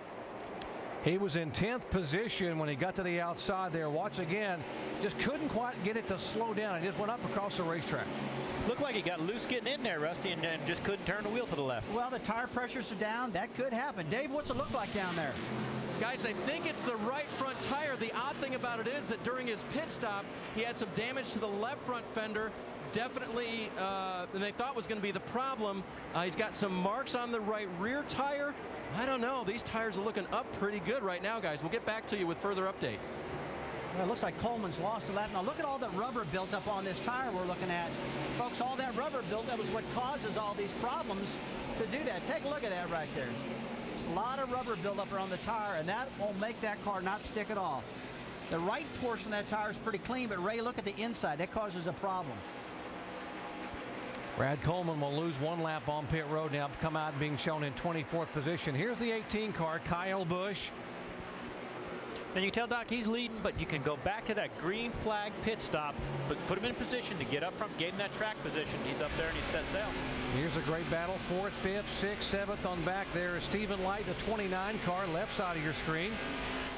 Trying to hold off the 5 of Wimmer. Edwards back there with him. Stephen Wallace having a good run. There's Carl Edwards in the 60 car trying to go beneath Wimmer for 5th spot. Well, the speeds are really picking up right now. This last time by was the fastest speeds we've seen all night long. And we talked earlier about the track cooling down and the chassis is changing. Well, it's doing that right now. And the cars are definitely handling better and running faster right now. And Rusty, we're seeing some good side-by-side racing. You're seeing several different approaches to the corner, and guys are moving up as many as one lane. We're seeing guys right on the yellow line and guys up a lane. I just love this old racetrack. It's flat, it's fast, it's fun. It's a real character builder, that's for sure. If you get a car handling good here, you've really done your work. And you know what, another thing, guys, we got a stretch coming up. Next week at Loudon, New Hampshire, a lot of people come here to Milwaukee to test for Loudon. So this is really going to be a good test tonight to see how good those guys can run next week, Jerry. Many of these guys you're seeing here were planned on taking the exact same car, loading it up and then going to New Hampshire. They wanted to make sure this car was kept in one piece. Right now, Carl Edwards is worried about getting one car into victory lane for the year, and he's now making a move inside of the 5-car Wimmer, and he will take that 5th spot away. So it is Kyle Busch, they leading the race, Brad Keselowski, Ricky Stenhouse, Stephen Light, and Carl Edwards in the top 5. Lap 135 of the NASCAR Nationwide Series at Milwaukee, presented by Toyo Tires. NASCAR Nationwide Series at the Milwaukee Mile, presented by Toyo Tires. Toyo Tires is driven to perform. And in part by Prescription Flomax. And Dickies, wear with purpose. Great battles around the racetrack here at the Milwaukee Mile. It is Kyle Busch leading. Look at this battle here. The 60 of Edwards and the 29 of Stephen Light. That is for 4th spot, and Edwards will get it. Well, Concrete Carl's doing pretty good in his asphalt track tonight. Took that baby from the back to the front, and it looks like it's been handling good all night long. It looks like they're adjusting to the darkness out here in Milwaukee, the cooler temperatures. On the other hand, you see the 20 there, Doc, a little problem there. Yeah, he was running in 10th position on lap 128 when the car slid up and bounced off the wall. Dave, what was the problem when he came down pit road and took the tires off? Well, I mean, he was having a great run up until that round of pit stops. 2 things happened. One was he hit a tire on pit road. That wasn't his fault. The left front fender was damaged, and the crew brought him back down pit road a second time to repair the damage on the left front. That put him back in a mess of cars he hadn't been racing with all night. He got out of the groove, and crew chief Dave Rogers confirmed after they came down and changed 2 tires. But the tires were up. You just got up there in the marbles. You guys called it exactly right. That's a tough situation, you know. Again, he's been doing a great job, just a young guy, but that's when the crew chief has got to, you know, a guy like Dave Rogers is used to working with guys that have such experience. You know, sometimes you just got to remind a guy, look, we got 125 laps left here. You be calm. You got a real good car, and just got caught out. Well, you know, it's been a while since these guys have run on a racetrack like this that creates so much marbles like you see in the left-hand side of your screen there. And if he got in a little hot, like he did, got up in that stuff, man, it just gets on the tires, and that car won't turn for a couple laps until you get it off of there. 9th place battle here. There's a 6 car of Eric Darnell, who was our pole sitter, and behind him the 40 car of Eric Almirola, who won here 2 years ago. Remember the saga of Almirola, who sat on the pole and led much of the first 50 laps to get out of the car. Denny Hamlin got in because he was late getting here from Sonoma. Hamlin went on and drove it to victory lane, but Almirola really got credit for the victory. Doc, you're exactly right. That did happen. This guy's really good. He's a good driver. He started out the year a little bit driving some for Teresa Earnhardt and Chip Ganassi in their Cup program, and just had a little problem with the money, keep him going, but we know he's a good driver. Battles all around the track. This is a very important battle right here, Ray. Really important. That's the battle for the lucky dog. So if a caution comes out, one of those guys is going to get their lap back. And I'm going to tell you, that is going to be a battle because between Mike Bliss and Ron Hornaday, neither one of them want to give that up. I don't think I'd want to be the guy on the outside with the guy on the inside maybe slide up in me and take me out, because that can happen at this racetrack. These 2 guys here, they're hard drivers, man. Hornaday and Bliss. We'll just have to watch what's going to happen here, especially in the turn 1 and turn 3. Jamie? I believe, Rusty, we call these 2 guys veteran drivers, old school. Ron Hornaday, so old school, barely talks on the radio at all. But earlier, after he got that pit road penalty, he went back a little bit. They thought there was a problem with the car as he goes to the inside of Bliss. Thought there was a problem with the car, the tire. He didn't say anything. Right now, the car seems to be fine, but he's lingering around that 12th position. Hasn't made a whole lot of ground up, but he's hanging on in the 33. Thanks, Jamie. The 28 car has been black flagged to come on pit road because it was billowing smoke, and now they have raised the hood to take a look. That's a real shame for Kenny. He had a great car. He was running really well, one of the last cars on the lead lap, but obviously they've got some, it looked like it was getting worse and worse. So if that's an oil line, it looked like it might have a hole in it rather than being loose. I tell you, he's been driving the wheels off this car. That's doing a fantastic job for the U.S. Border Patrol, and doggone, they have another mechanical problem right there. He's got to be wanting to pull his hair out right now. Now, guys, on the left side of your screen, this battle for 11th, not only these guys trying to get the lucky dog to get back on the lead lap, they both have good race cars, and with a little bit of luck, these guys have a chance of getting back on the lead lap. One of them could win this race. And they keep changing position. One inside, outside, they're doing a crossover. That's a good race. You know, just a few minutes ago, 33 was on the inside, and the one was on the inside. Now 33 is coming back to the inside. Look at this down the back straightaway. The race is right here. I mean, for the lucky dog position, and man, look at those front brake rotors on fire in both of those cars. They're driving the wheels off them. The guy on the inside's got to be careful that he doesn't spin out into that guy on the outside, because that's what happens when you get suckered into this deal. Both these guys are veterans that raced together in the NASCAR Camping World Truck Series years ago. Of course, both of them are former Truck Series champions, and both have won races here in the NASCAR Truck Series. Hornadays came today, of course, and Bliss won back in 1998. Kyle Busch has never had a top 10 finish and certainly never won a race here, but right now showing the way at lap 150. Kyle Busch currently leading the NASCAR Nationwide Series at Milwaukee, presented by Toyo Tires. We are just 95 laps away from the checkered flag. Kyle Busch, our leader. Brad Keselowski in second spot. And one car now easing up on that second place car is the 60 of Carl Edwards, by far the best run he has had in quite a while. Yeah, he's looking good right now. He's got a good handling car. He's driving patient.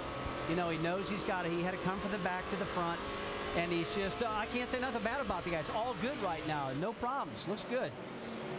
And the track's coming to him a little bit. This is where those Cup guys bring that experience. They've had a couple pit stops, got the adjustments that he's want. And we need to throw a shout out to Colin Brown for setting that car up in practice too. Carl Edwards will take that spot away and move in now. He's going to set his sights on Kyle Busch. Now, the fastest car on the racetrack is the 66 car, and that is Stephen Wallace.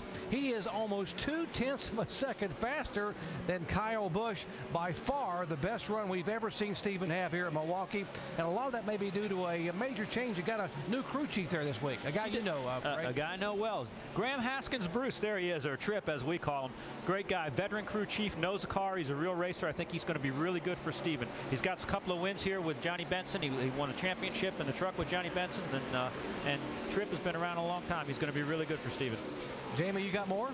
And so far it has been a great night. You know, it's not always easy for a driver to swap crew chiefs in the middle of the season, but Tripp came in and he said, hey, I'm not looking to change everything right now. I just want to establish routine.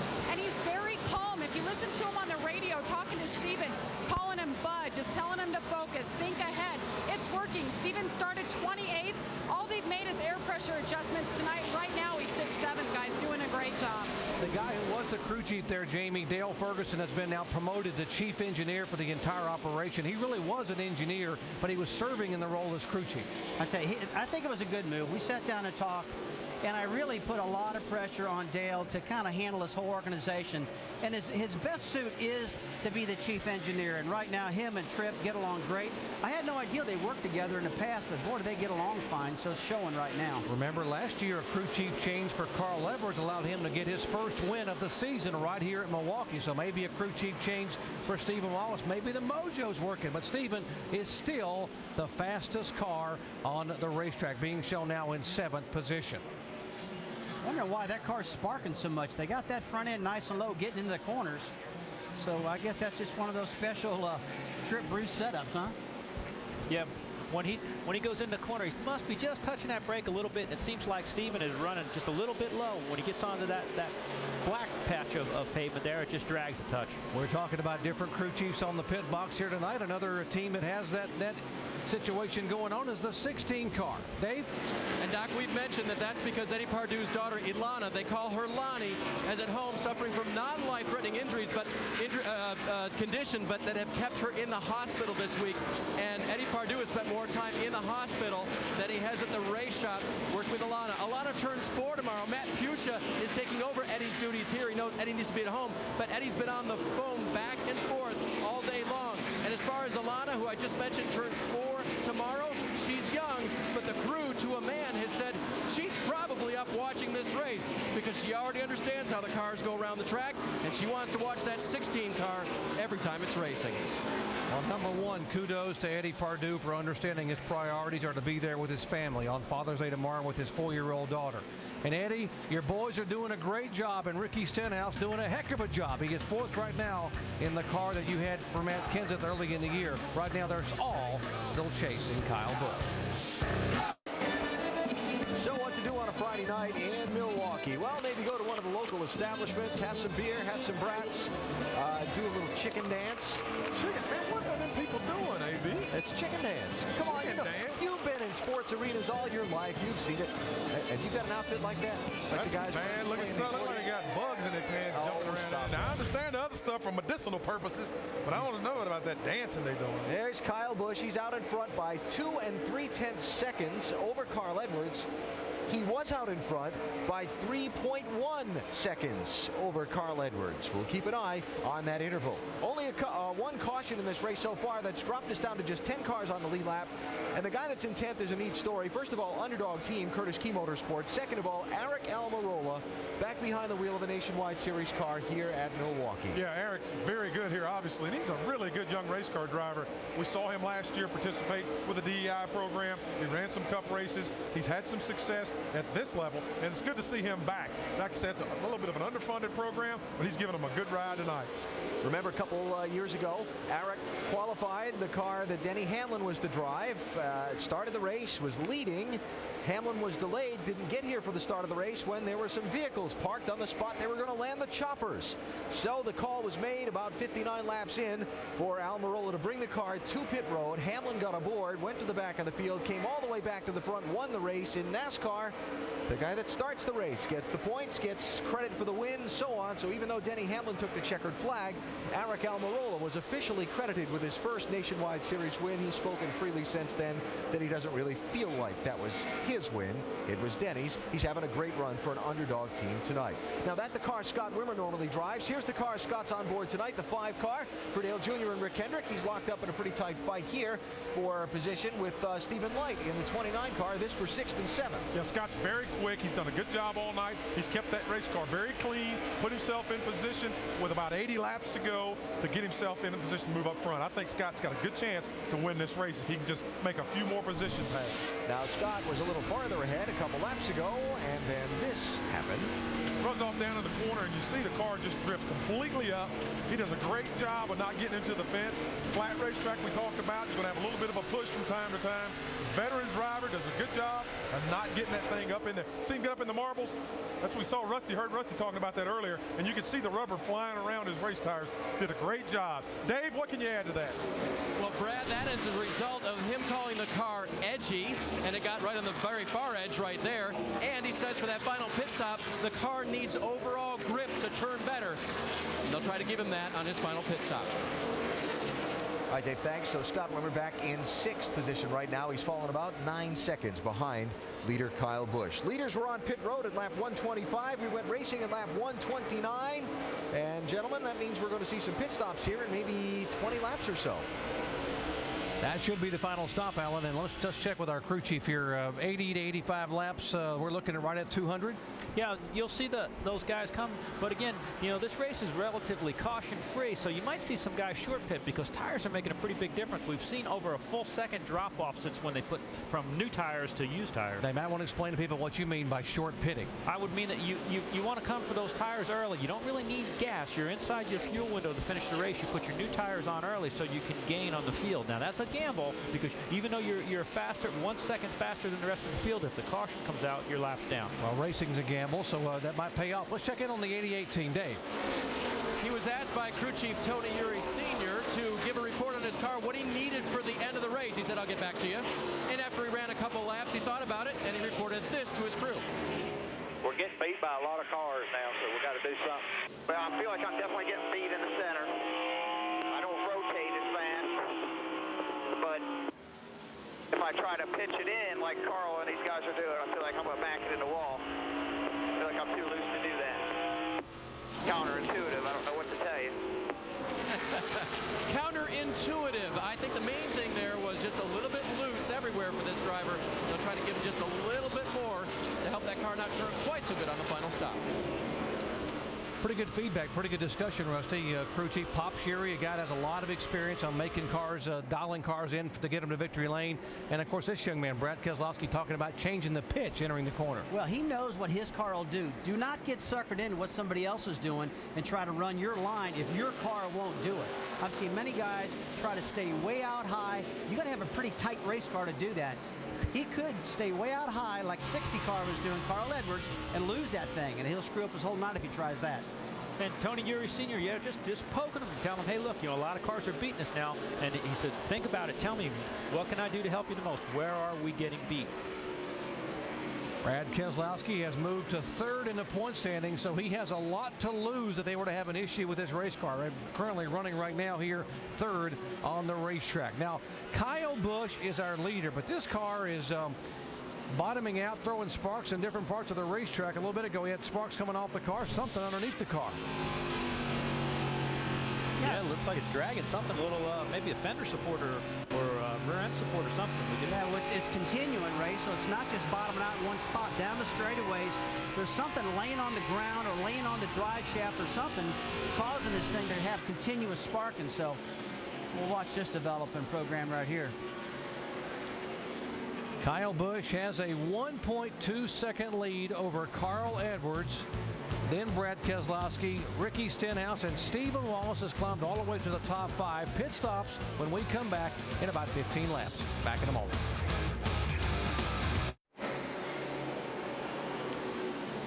Coverage of Major League Baseball continues on ESPN and ESPN2 with 2 nights of action. First at 8 Eastern, it's Sunday Night Baseball presented by Taco Bell on ESPN as the National League West leading Dodgers take on the Angels. Hey, what a beginning for the Dodgers here in 2009. Then catch Monday Night Baseball on ESPN2 at 7 Eastern as the Cardinals face the Mets. ESPN News will be shown in both the St. Louis and New York markets. Both games part of the AL-NL Showdown presented by State Farm on ESPN, ESPN2, and ESPN 360. Sparks continue from beneath the 18 car. A lot of discussion here by our experts. Guys, you get any idea what you think it might be? I think it's something rubbing on the brake rotor causing the sparks, and sparks are got to be done by metal to metal mostly, Ray. So whatever's happened, it's got to eat itself away pretty soon. Well, it did, because those sparks were pretty bad before, so it's kind of done a little self-clearance. It doesn't seem to have slowed the car down, so, you know, I agree, Rusty, it could have been something in that brake duct area. It had to be something rubbing near a wheel for sure, because we couldn't see anything dragging. Jamie, what does Jason Ratcliffe, the crew chief, think it is? I'll tell you, you guys are both right. I just asked Jason Ratcliffe, and he said he put some brake duct pieces on the rear, and he's watching when Kyle gets into the corner, it's barely touching that brake rotor. So right now, it's not causing a problem, but you guys were spot on. Well, his car's handling good still. He's run some pretty decent lap times that last time by. Him and Edwards, Keselowski, Wallace, almost identical times, all 31.80s. So it hasn't slowed up a bit. Seeing quite a lot of drop off in the tires. Now the lap times seem to have really slowed down, Rusty. We're getting, getting pretty close to slowing down almost 2 seconds. Well, right now, the last pit stop most of these guys made, it was lap 125. These cars are going about 80 laps on fuel. So I'm figuring somewhere between 200 and 205 to get in. Had a near miss by rookie Justin Allgaier a moment ago. Allgaier is in a backup car. He had to go to the back of the pack after wrecking his primary car, and this car went way up across the racetrack. There you see it again, Doc. They're getting a little bit loose going in. He can't turn the wheel to the left. He's got to drive the car straight, and as soon as you get into those marbles, all that loose rubber up there, it won't turn at all. Oh, you hear that? Yeah, that's that rubber hitting the bottom of the fender. You did the right thing there. Like driving out a rock road. That's what it sounds like in the car. Sixth position, Stenhouse is 6th, and Light is 7th, and he would like that position. There's the 33 car of Hornaday behind him. He is being shown a lap down. He would be the lucky dog if he were to get another caution flag. He'd be the first car a lap down. I can tell Hornaday, he was racing Bliss for that lucky dog, and he's about 0.4 of a second better than Bliss right now, so he's solidly in the position to get that lucky dog if the caution came out now. Well, up front it is Kyle Busch, but folks, the lead for Kyle Busch was over 3 seconds back on lap 165, and now it is about a second and a half between him and Carl Edwards because cousin Carl is closing.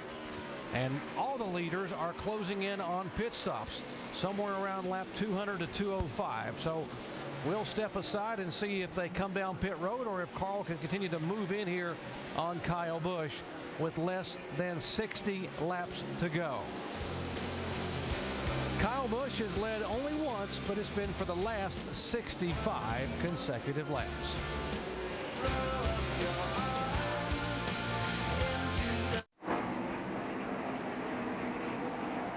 Caution at Milwaukee for the second time tonight. Debris on the racetrack. And the leaders, this may be the final pit stop because we have had so much green flag competition.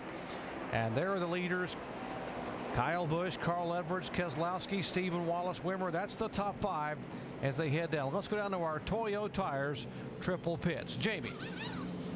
And the 18 and the 60, the closest they have been all night. Carl Edwards on top of your screen. He said the balance has been great. He actually had more laps that were faster than Kyle Busch than not. They're going to make another air pressure adjustment. It's been working well. Kyle Busch, the 18, air pressure adjustment, only 4 tires. He's free everywhere. Dave? Bottom of the screen, the counterintuitive race car has been judged too tight. They will remove air pressure from the left front tire and make a wedge adjustment as well. 4 tires for Keselowski. He follows the 18 and the 60. Race off of pit road, and remember, the critical that you do not speed on exit of pit road here. The speed limit 35 miles an hour. Stephen Light's group getting him in and out in a hurry, gaining a spot. Eric Darnell's bunch up 2 spots for the 6 car. And a big break for Kevin Harvick Incorporated driver Ron Hornaday. He's the Aaron's Lucky Dog free pass winner. He gets back on the lead lap now. We'll be back with the green in just a moment.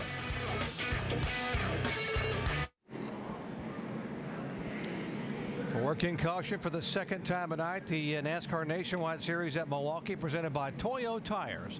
Kyle Busch, our leader. Carl Edwards second. Brad Keselowski, Steve Wallace. And by the way, a moment ago, the 5 car, Scott Wimmer, was caught as too fast on exit of pit road. He'll have to go to the back of the pack. And by the way, Scott is our in-race reporter, so let's talk with him.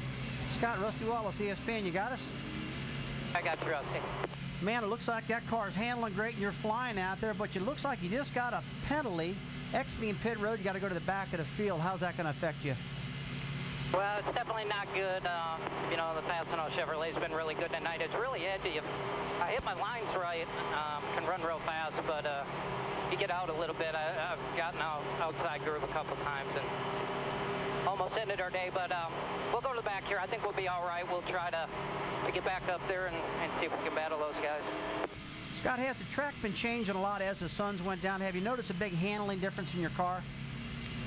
I thought I was going to tighten up quite a bit. My car's been free all night, and we just took one more big swing at it. I hope we got it there. And you know, a good thing right now is we're starting at the back here. If we want, we can come in and take tires at the end of the race. But I don't know. Hopefully we can get up there. I think everybody's fighting the same thing. They all look pretty free. So hopefully we hit our car right and we can move on up. All right, Scott, you guys are doing a great job. You're doing a great job. We'll get out of here, and I hope you have a good night. Thanks, Russ. That was one. Wausau, Wisconsin driver Scott Wimmer. He's finished second here. He's finished third here, 6th, but he's never won here in a nationwide car at his home racetrack.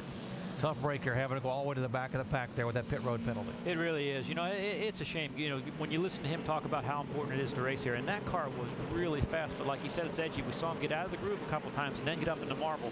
He was the fastest car on the racetrack right before that happened, so the caution helped him, but then the pit road speeding penalty obviously hurt him.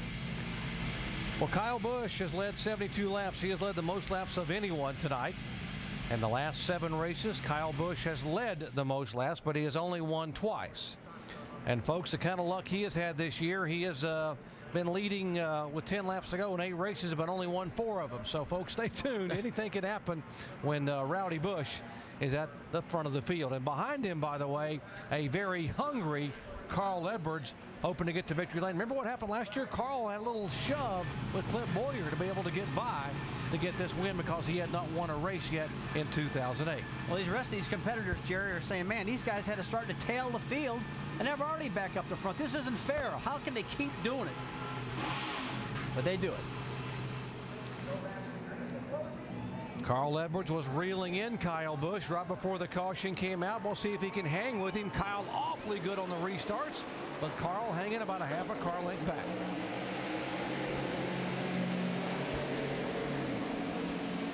I tell you, these restarts are key right now. These tires are fresh, but the air pressures are really low. And these cars kind of wobble all over the place for the first 4 or 5 laps, so that pressure comes up. Not 4.5, 5 car lengths between Kyle and Carl. Kyle not able to get away. Third place is Brad Keselowski. The one car there, Mike Bliss, is the first car a lap down. He's in between the 88 and the 60.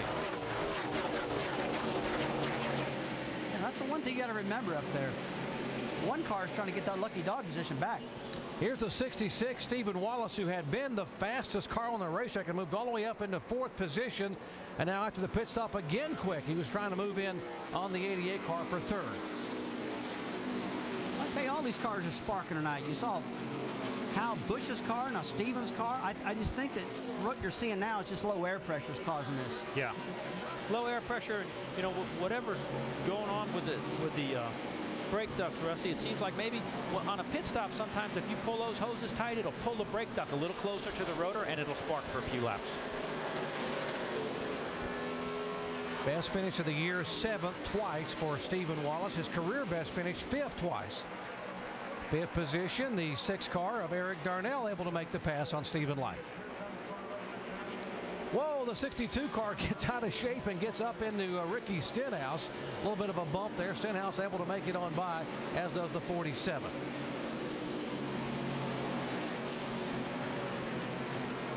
See a lot of guys trying to get up there and get this lucky dog so they can get themselves back in position. You see Coleman trying to make it 3 wide down the back straightaway.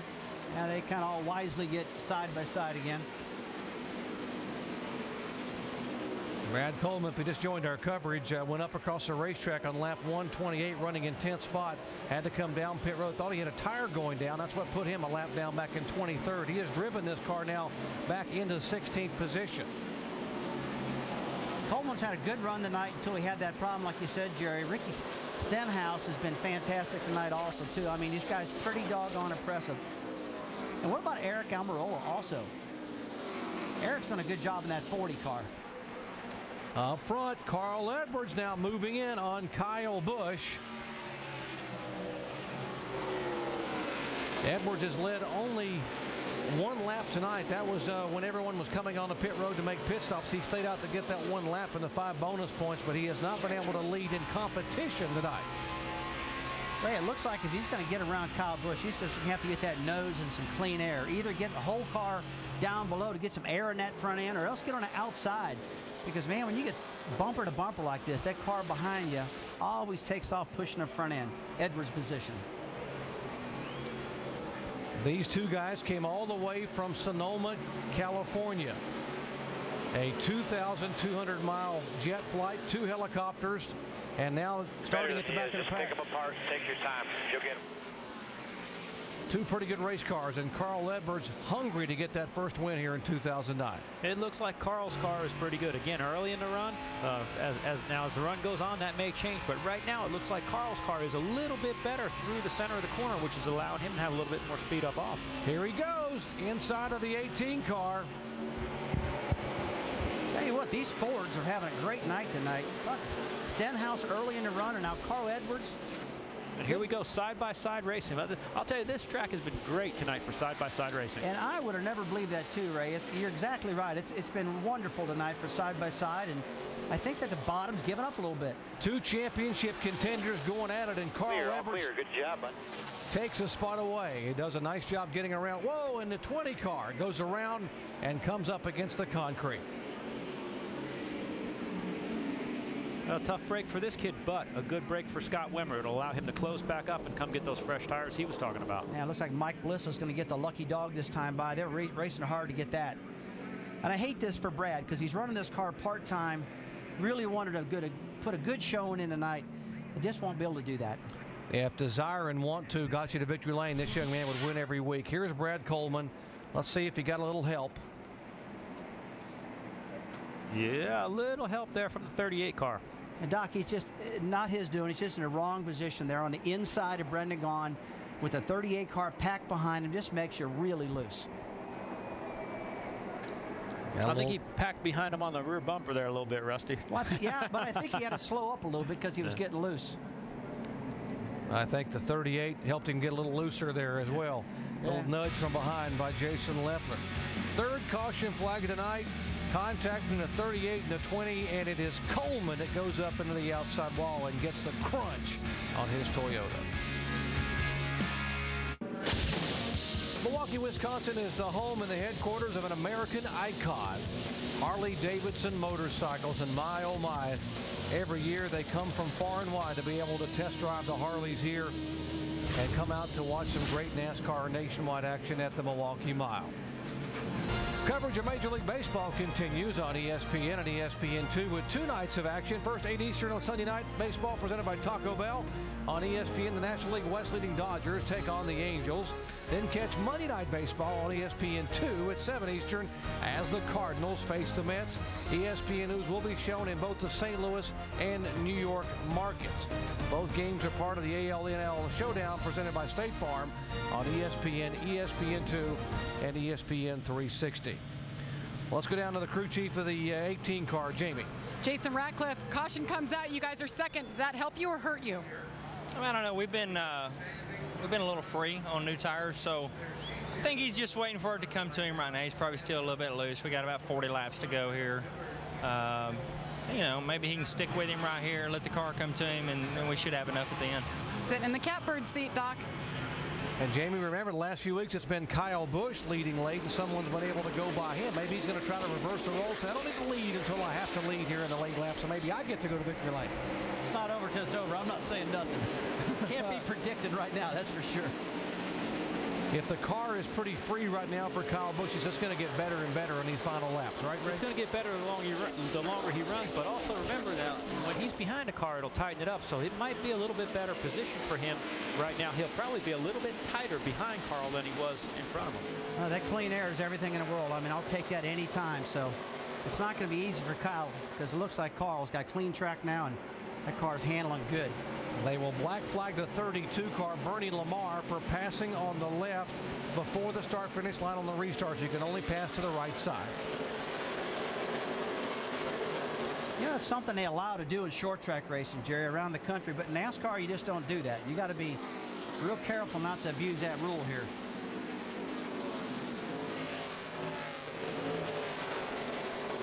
'12 and 11 car, they're battling for the lucky dog. The 11 is Lagacy and the 12 is Allgaier. Both those are rookie competitors.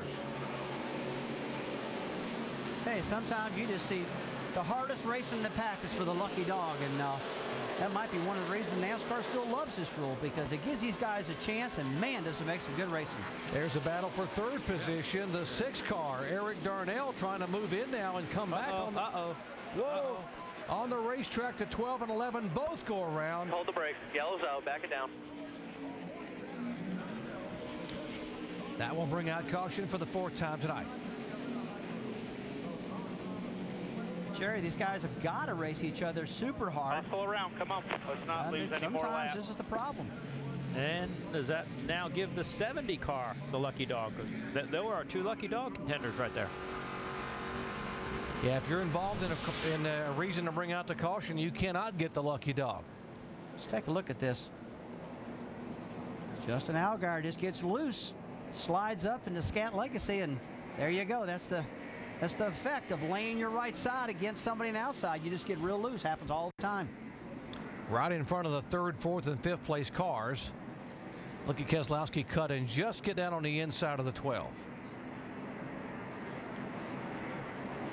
Caution for the 4th time tonight. Let's ride along with Justin Allgaier and watch what he saw as they went into turn 3.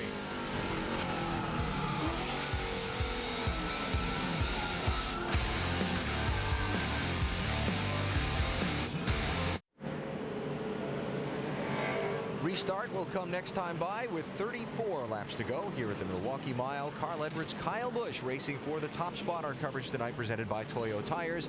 We've been talking about Kyle versus Carl for the championship all year long. When one guy is your direct rival, Kyle, does it affect your relationship? Just more difficult because we're the two, championship contenders. It's going to be a heated battle all the way down to the end. But he said, we get along fine. Well, for the first time this year, Carl Edwards has a car that I think could be dominant at the end of the race. And we haven't seen anyone get up and give Kyle Busch this much trouble. But I still want to see these guys get to the end, and let's see what happens. But it's great to see Carl out front with a strong race car. See, Kyle has added 100 points to his lead over Carl in the Nationwide Series Championship standings over the last 5 races. 34 laps to go tonight. Will one of them be holding the trophy at night's end, or something crazy going to happen? Keselowski's in third. Where's double file restarts when you need them? Here we go.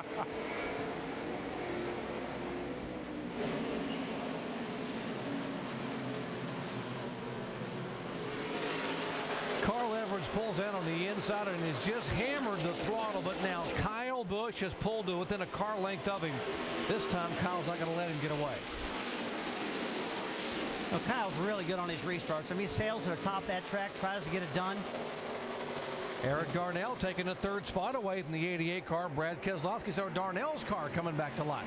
Yeah, he made some huge adjustments on that car because we saw it when the race started and the sun was out, it went pretty far backwards, and now he's driving it all the way up to the front. More on the 6 car, Dave. How about that? He called it a 10 on a scale out of 10 tight 2 different times during this race. Crew Chief Mike Kelly has made a number of adjustments on that race car and gotten it better. Remember, the first adjustment was real small. Then they took bigger swings at it and finally got it to where Eric could compete with this race car. So a good night for the 6 car and a very good night for the Roush Fenway cars. Currently being shown in 1st, 3rd, and 6th. And 2 of those drivers have fewer than 10 starts in this series combined, Eric Darnell and Ricky Stenhouse Jr. Well, that's something that Jack has always been known for. He discovers his talent. He brings them up. He did it with Carl. And certainly, I'm sorry, Carl Edwards. And now he's got he's got a couple good young guys in his camp. I tell you what, they really woke up this car, Eric Darnell. It's been falling off pretty bad as the race goes on, and maybe they fixed it on this last stop to keep the legs under this thing, keep it going. He's going to be all over Kyle Busch here in a second. That's the best thing that can happen for Carl Edwards, his Roush Fenway teammate, is if Eric Darnell can get up there and begin to push Kyle Busch a little bit. Now you rough him up a little bit, put some pressure on him like he's doing there. Now look, I'm going outside of Kyle. I wonder if there's something going on with Kyle's car, because it is not near as strong as it had been looking at the lap times. I've watched several cars out there in a restart having a tough time getting going with all that rubber buildup on the tires. Because remember, these guys are restarting with older tires. I don't think you're going to see anybody hit pit road right now. And if the caution comes out, this problem might happen again. Eric Darnell takes a spot away, takes 2nd position, moves Kyle Busch back to 3rd. We talked to Jason Ratcliffe, who just joined our covers, and Jason said about 10 laps ago the 18 car was a little too free, thought it would get better during these final 35 to 40 laps. Well, Doc, he better hurry up because the 60's getting away. Battle shaping up here. Stephen Wallace in the 66 in 6th spot, in the 5 car of Scott Wimmer, who because of a speeding penalty had to go all the way to the back of the pack and is now driven all the way back into the top 10. See Peyton Sellers there a lap down, trying to keep up with these guys and try to get his lap back. It's like Stevens' car has kind of fell off a little bit here. Lost a couple positions. I see a little bit of fender damage on the left front fender. Could have caused it. Rusty, I think what we might be seeing is some of the cars that were really good on the long runs don't seem to be as good here on the short runs, and we haven't really seen short runs all night. It seems, like Stevens' car looked a little bit loose right there, but the longer we run, the better they'll get. The problem is we don't have that much longer to run. Yeah, that is. You're exactly right. 28 laps to go. And Ray, let me ask you a question. If the caution come out right now, we're going to see these guys pit, or they're just going to stay out there? Well, it depends. What are we looking at? 12 cars on the lead lap? Depends on where you are. If you're up in that top 6, 7, 8, you're not going to pit. Again, unlike the Cup Series where they have double file restarts where you start alongside the person you're racing, up to 10 laps to go here, I believe we still have lap cars up on the inside. So if you're, we got 12 cars in the lead lap right now. So if you're 9th, 10th, 11th, 12th, maybe you'd pit. Yeah, if you're back there, you really got nothing to lose. 8th position, Stephen Light, the 29 car, the one of Mike Bliss. Bliss able to get the lucky dog, get back on the lead lap, and now he's making the best of it. Being moved all the way up into 8th position, so his car getting a little racier here in the final 30 laps. Carl Edwards leading the way. Darnell, Busch, and Keselowski along with Stenhouse Jr. in the top 5. Next time by, it'll be just 20 laps remaining in the NASCAR Nationwide Series at Milwaukee, presented by Toyo Tires. And what a torrid battle we have between the 1 car of Mike Bliss and the 5 car of Scott Wimmer for 7th spot. And Rusty Bliss has a little bit of an advantage. Yeah, Bliss has got 13-lap newer tires on his car over Wimmer. And it seems like it's really making a difference right now. But Peyton Sellers up there, he's a lap down that orange car. And he's really making a rough of these guys right now. They've been trying to get around him. They just can't seem to get around the lap car of Peyton. Peyton's doing a good job out there, driving that baby hard. Finally, the 1 car trying to get underneath him, but just can't get enough bite there. Let's check in his pits. Shannon. You guys, when they came down pit road for those 4 fresh tires, they also made an air pressure adjustment just to help that tight condition. Now, I spoke with Mike Bliss today. He told me that one of the things this team really needs to work on is looking at the big picture.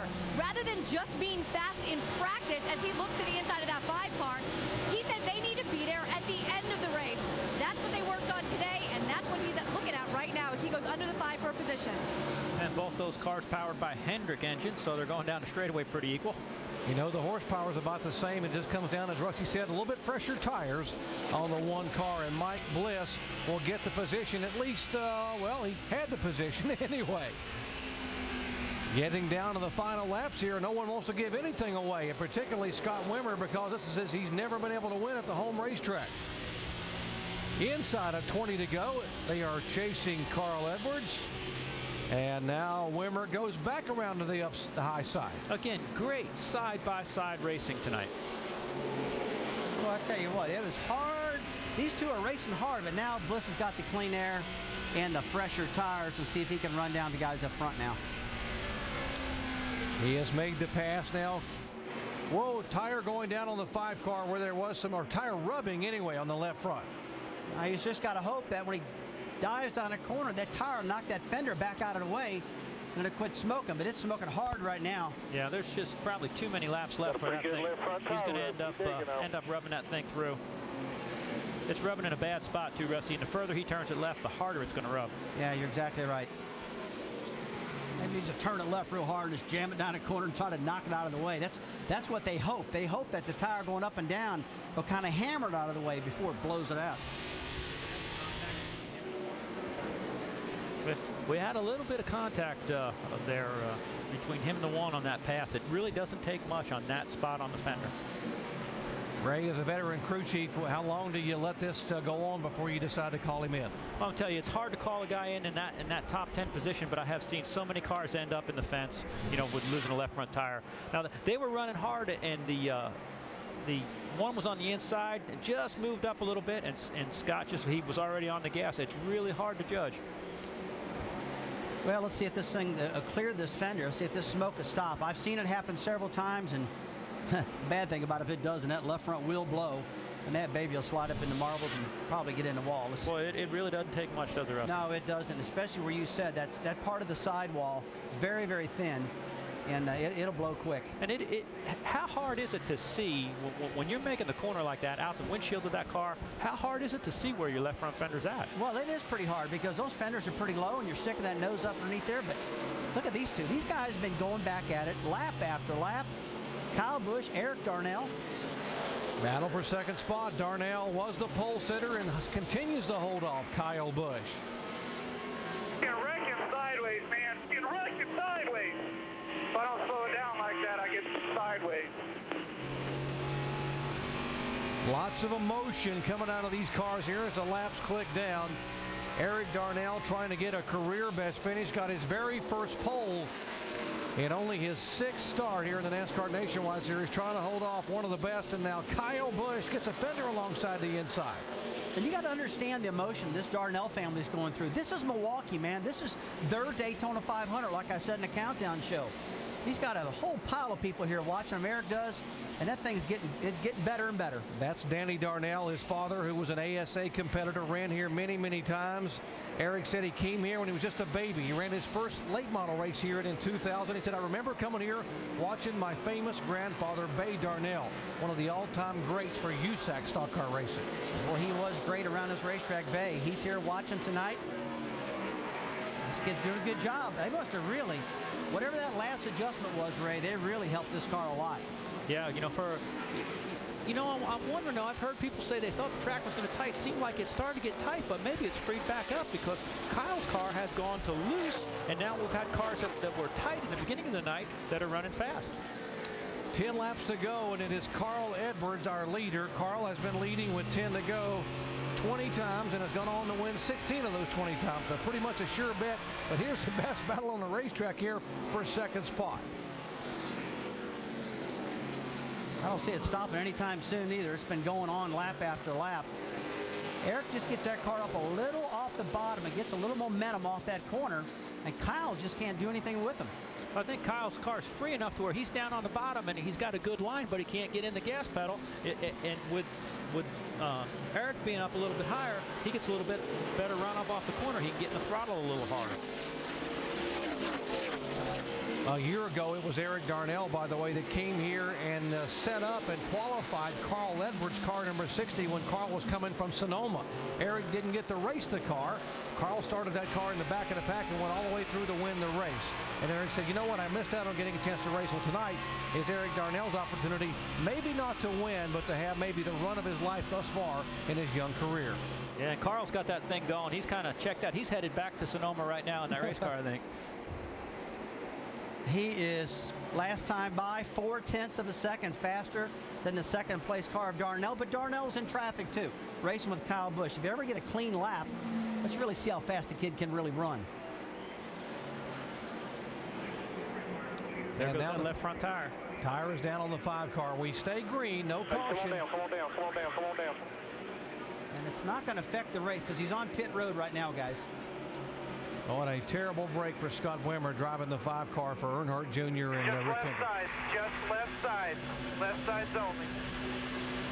And as a crew chief and a driver, you just hope that tire, that rub will go away. But when it doesn't, this is what happens. But I will tell you, he got lucky. Usually they crash. He made it about 13 laps with this tire rubbing, and now with 8 to go, he's on pit road. Second place, here comes Kyle Busch. Kyle says he's real loose. Let's see if he can hold on the bottom, because right now he's in a real loose position. But the cars seem to tighten up the longer they run, though. Car might be coming to him. Yeah, again, it's what you talked about, Rusty, with those brake rotors glowing. It puts air pressure in those front tires and makes that car a little bit tighter. Like you were talking, Ray, Eric Darnell using that middle groove and getting good forward bite coming up off the corner and able to pull the 18 car. Carrying that momentum up. Those guys that just run up just a little racing room right there. Kyle can get in and get to the bottom, but if Eric can get back to the gas a little bit harder, a little bit sooner. Now, while these guys are battling, that 88 car is moving in on him. Brad Keselowski back behind him. There comes Brad, and now he is closing in a hurry, but running out of time. I'm telling you guys, we have seen some great racing so far tonight, all through the field. Yeah, I'm really impressed with this speedway, especially this tire that Goodyear's brought. This is a great tire they got for the short tracks. It's really sticking good and lasting long. Good night for Goodyear here.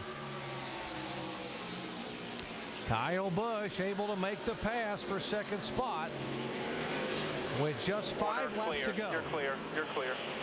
Yeah, Eric's getting pretty high up against those marbles. He just needs to keep that car just a little bit lower right now.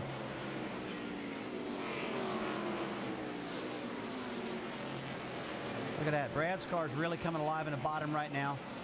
Eric looks like he's just getting in a little deep, and that front end takes off on him. Yeah, might have got his tires just a little bit hot racing Kyle there. 4 laps to go, guys. So it's Carl Edwards a leader. Kyle Busch now has moved around for second spot. And then this battle here between Eric Darnell and Brad Keselowski for third. Ricky Stenhouse being shown back in the 5th spot in the 16 car. Last time by, Edwards 0.3 of a second faster than Kyle Busch. Edwards is giving these cats a spanking tonight, that's for sure. What a difference a week makes. Last week, Carl Edwards was abysmal. The car struggled. He had 3 pit road speeding penalties, and the car just wouldn't run. Even though he had the penalties, the car was running barely in the top 15. He ended up finishing 20th at Kentucky. I think Carl will tell you last week in Kentucky must have been a full moon because everything went wrong. The car wouldn't handle right. He got the speeding penalties, but tonight he's got it right. And remember, guys, last year this race was a turning point in the season for him. He got on a roll and really went after the point championship. It was the difference in his year, and here is the final laps. Whoa, almost some contact there between Keselowski and Darnell. It's a race right now, right here. These two, they're running the closest of anybody on the track. Eric just wants to bring this baby home with a good finish.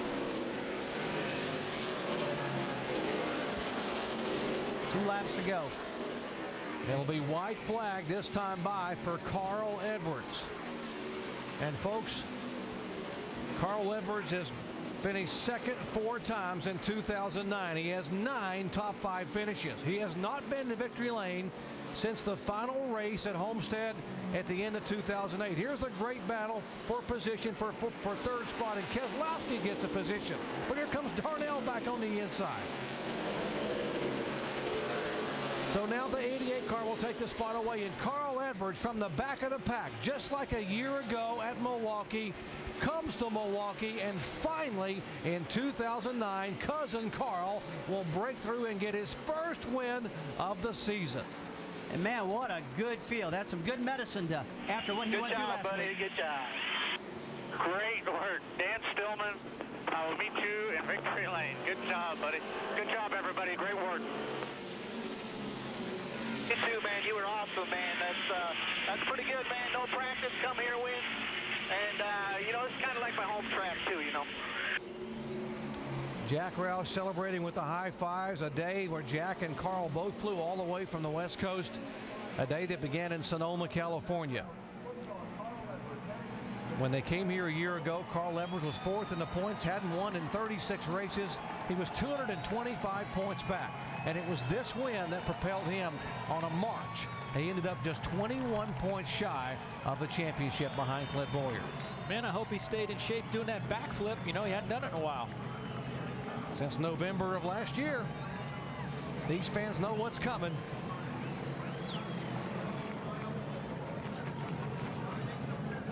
Carl Edwards officially will be credited with leading twice for 46 laps. There he comes.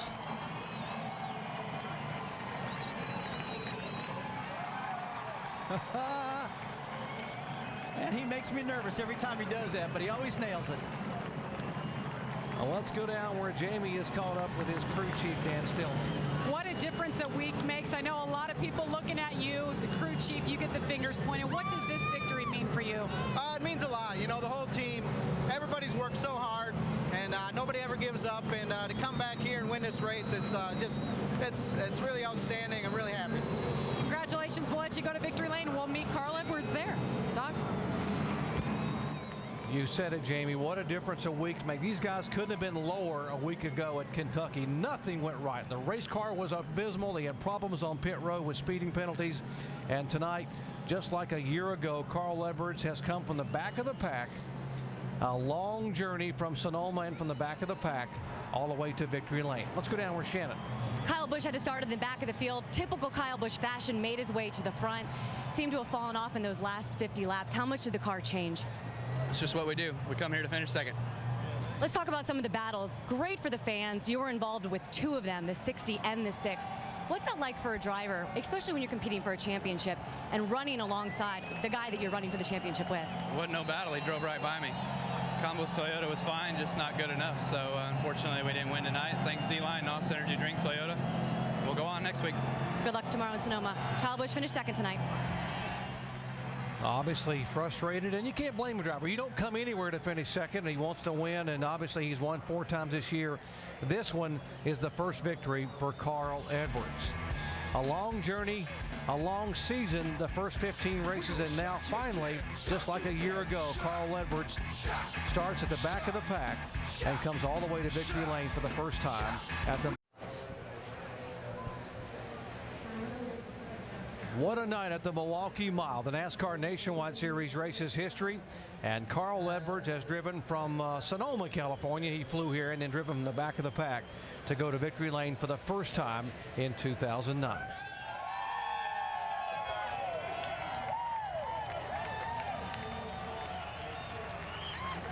And he's in the A.J. Foyt victory lane. Carl, your biggest competition this year, the 18 car. What does it feel like to beat him straight up and get to victory lane this year? I'm not going to lie, that felt really good. You know, Dan Stillman and these guys have worked so hard.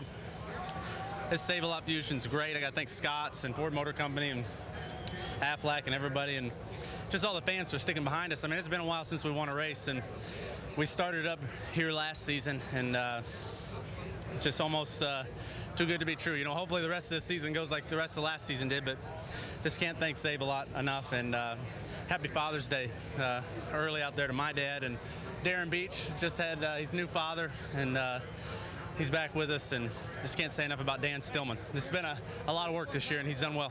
How about Colin Brown? He set the car up for you today. What is it like for you traveling 1,800 miles to get here, knowing you hadn't turned one lap in this car? It's fun. It's great. I mean, you come out here, I mean, I rode in the back of a real nice airplane. I got a helicopter ride. My wife, Kate, and came with me, and we get to race in front of all these fans and to win and be standing here with you. This is good. I can't wait to race tomorrow. Sonoma's going to be fun. All right, well, you mentioned it last year. This was the turnaround point. We'll have to keep our eyes on the 60 and see if they're back. Doc? This is where it all began a year ago. The march toward the front came up just short of another nationwide championship. There's his wife, Kate, lovely wife. And she will head back to Sonoma, where Carl will start 34th on Sunday. Carl Edwards' 21st win in his 156th start, which ties him for 11th all-time with Dale Earnhardt and Harry Gant. There is the Polish victory lap.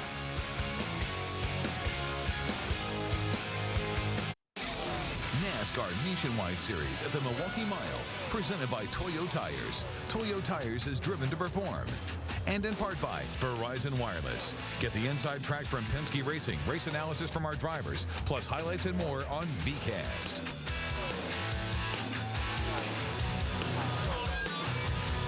After 15 of 35 races here in 2009, Carl Edwards has finally gone to victory lane, and the point standings show that he has now gained back 10 points on Kyle Busch. He was down 137 coming into the weekend.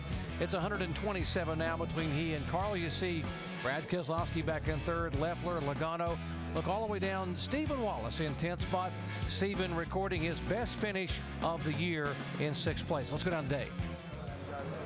Stephen Wallace from 28th place qualifier to 6th place finisher. How'd you do that?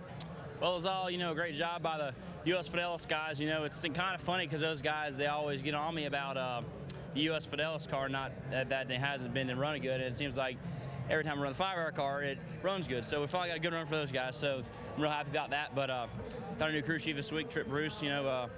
We, did kind of change some things there. We had a really good car and in practice. I just, was too-less in qualifying. So we made some air pressure adjustments. That was about it, man. That thing drove straight to the front. It was a really good car. I think we had a, probably a 2nd or 3rd place car, but the lap cars just, killed us towards in there. So there ain't nothing you can do about that. But we got some little bit of momentum on the side. Car ain't tore up, so we'll take her back next week.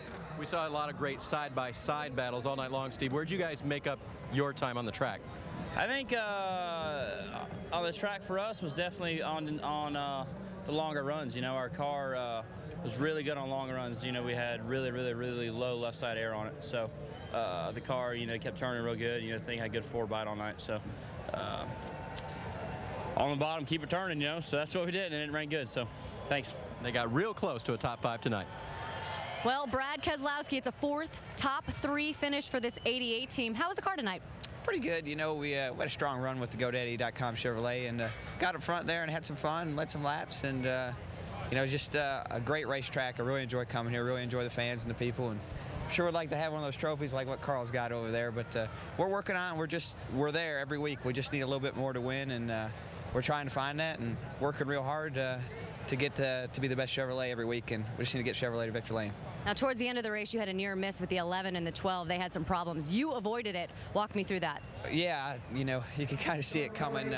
Those two raced really hard, and they weren't giving each other room. So, you know, it's just part of racing here. It's a tight little racetrack, and it's kind of quirky, and, you know, we're lucky to get through that one. Brad Keselowski said this 3-race stretch was when he really needed to capitalize, and he definitely did that. Top 3 finishes. Duck? Boy, Mr. Consistency here in the top 3s and top 5s, and now 3rd in the point standings. And a couple of teammates shaking hands. There is Eric Darnell, the pole sitter, going over to congratulate his teammate Carl Edwards on the win here at Milwaukee tonight. Back with more in just a moment.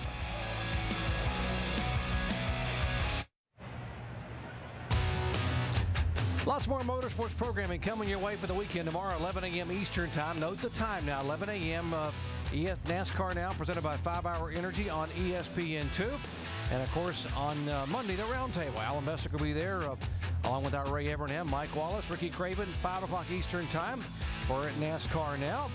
If you like IndyCar action out of Newton, Iowa, the Iowa Corn Indy 250 coming your way tomorrow, 1 o'clock Eastern time on ABC.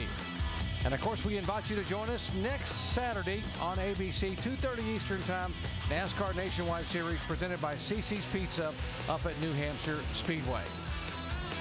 There's a 29 car of Stephen Light that will officially be listed as finishing in 8th place tonight. Now, there's been a friendly competition for much of the first half of the year among 3 different drivers to determine who gets their name on the car for the second half of the season. Take a look.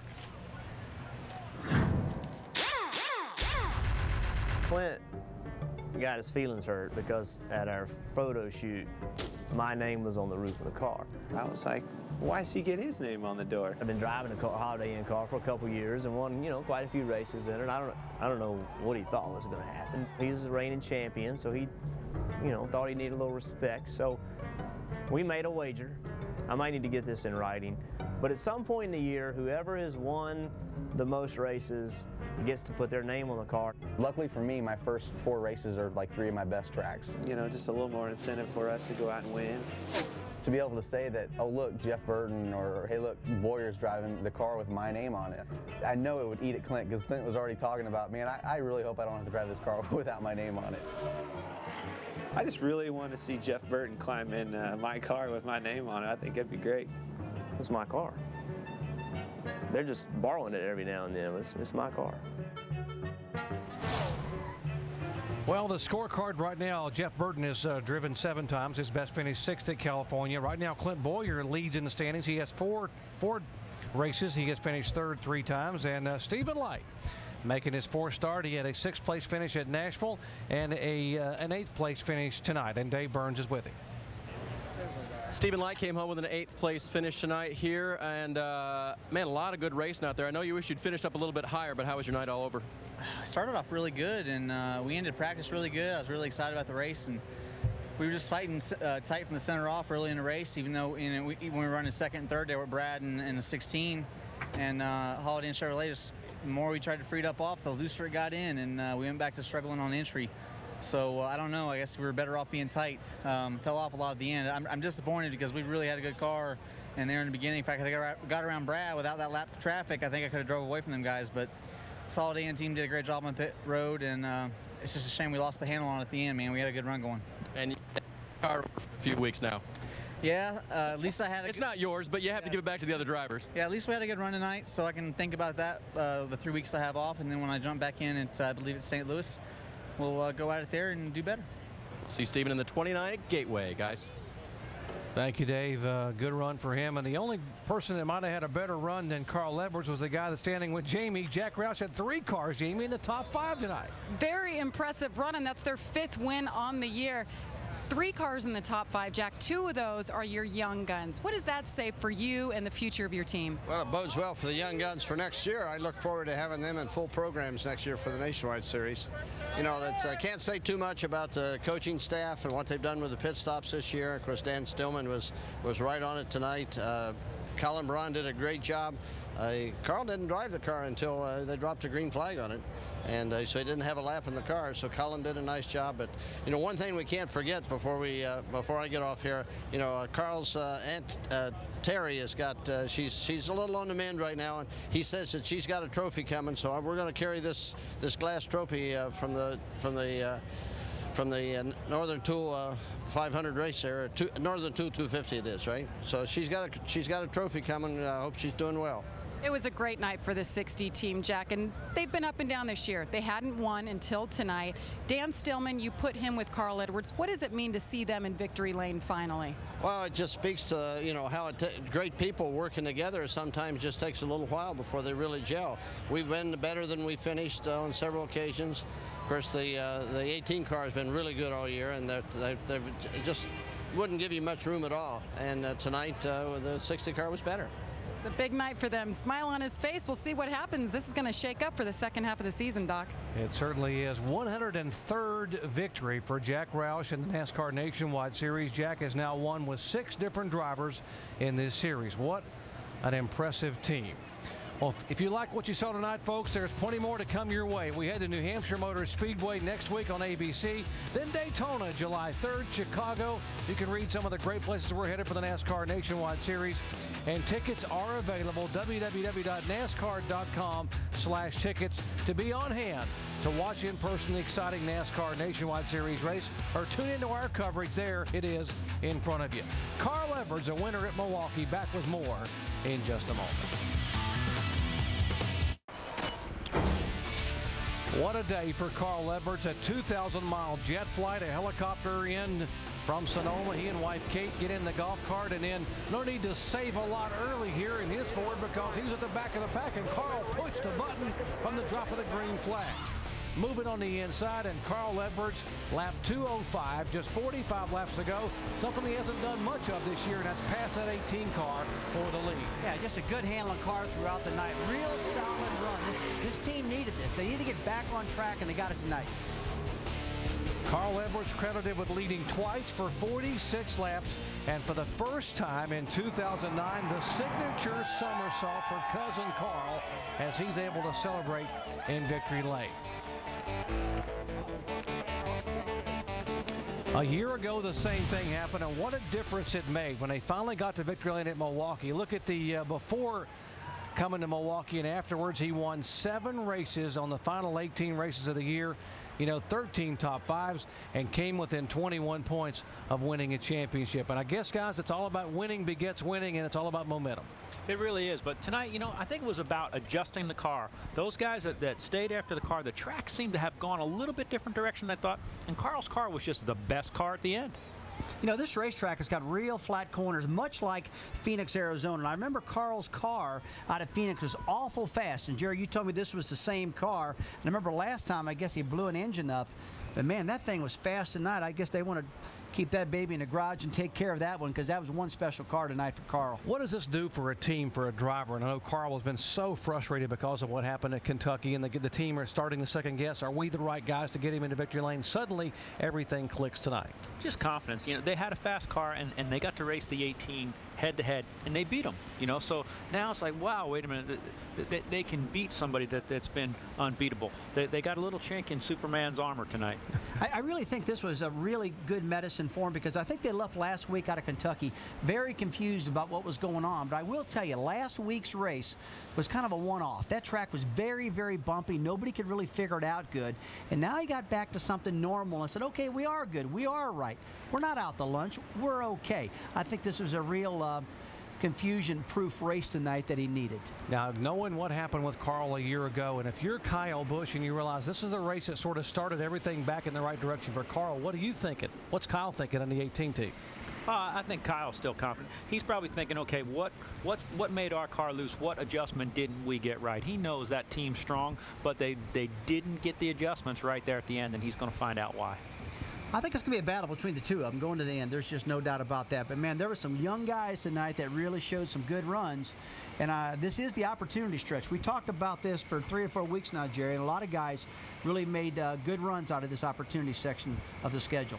We talked about the fresh faces making good runs here in this opportunity stretch. How about a guy who turned 51 years of age today? Ron Hornaday coming back from a lap down for a good finish. Shannon. Doc, he just told me not to bring up the fact that it was his 51st birthday, but of course, Doc Punch in the booth, he brought it up before we got down here. I appreciate that, Doc. So you won in the truck race earlier today, had a lot of fun in the KHI cars. I know you had the pit road speeding penalty, but you still finished 9th. How much fun did you have in the Nationwide Series here this evening? My hat's off to Ernie Cope and all these guys on this Jimmy John's car. I mean, it was fast. I mean, I blew it. Pit road violation, and we came back to rally up there. I mean, but Kevin wanted the car loose, and it was really loose on the get-go. About 40 laps, it was the fastest thing out there. So learned a lot, and brought the car home in one piece for Kevin. But got a dent in the right front and maybe the left rear. But other than that, it was a good day altogether. Now, a lot of guys have been in this 33 car this season. It's sort of like the hot car. When are we going to see you back in this 33? ORP, unless I get fired again. But yeah. Well, he can't fire you on your birthday. Kevin can do anything he wants to do, but I really got to thank Kevin Delaney and just everybody that puts this thing together. It's so fun to drive KHI's car, and Kevin Delaney puts the right people in the right place, and it just shows it what they're doing with other people's cars out here doing their bodies and their trucks and stuff. It says a lot for KHI. Well, you got about an hour left to celebrate your birthday, so happy birthday. Congratulations on a 9th place finish. He spent his entire birthday in a race car or a race truck, getting to victory lane early today. What a career he's had, particularly this racetrack. Look at what he's done. 2 wins in the truck series, 1 coming today. He's already won back in 2004 here in the Nationwide car. Well, he's like fine wine, Doc. He's not really getting just older. He's getting a lot better, right? Well, from one of the grizzled veterans to a rookie here, Jamie standing by with Justin Allgaier. Oh boy, he had rookie stripes today. The entire day, went to a backup car from early on, and then tonight ended up 17th. What happened at the end when you spun? Just trying too hard at the end. You know, we got ourselves kind of behind the 8 ball. We got caught speeding on pit road, which 2 weeks in a row, and we were way below what we had written down for a time or an RPM. So just an unfortunate night for us. You know, I hate it for Scott Legacy. He shouldn't have gotten wrecked, and hate it for everybody on the Verizon Wireless Dodge. We've had one of those weekends. Our crew guys got stuck in Charlotte and weren't able to get here, and the truck drivers and I and a couple of the other guys had to roll it through tech, and then we had to unload a backup car, like you said. So I'll be ready to get home, get out of Wisconsin, and focus on next week. But you know, the guys worked hard. We had great pit stops all night, and just trying to fight too hard at the end. And I guess you could say the rookie stripes were definitely meant to be there tonight. One-day event, that puts a lot of pressure on everybody. But both of your spins were in 1 and 2. Was there any reason?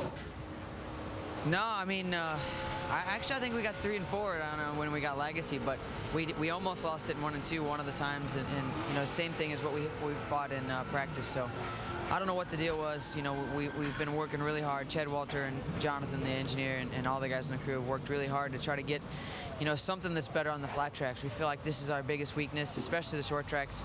And you know, we've hit on something that somewhat works good. We just haven't been able to fine-tune it and get it where it's exactly right. And so hopefully we can come back here next year and have a lot of notes and not do anything what we did tonight. Hey, there's a silver lining. You've been the top finishing Dodge now multiple weeks in a row, including tonight. Congratulations. That's good to know. That we're proud of Dodge, and they've been a great supporter of ours. So we just got to get them a little bit better. We got to get up there and run towards the front a little bit more. Great. Thanks, Justin. We'll go over to Shannon.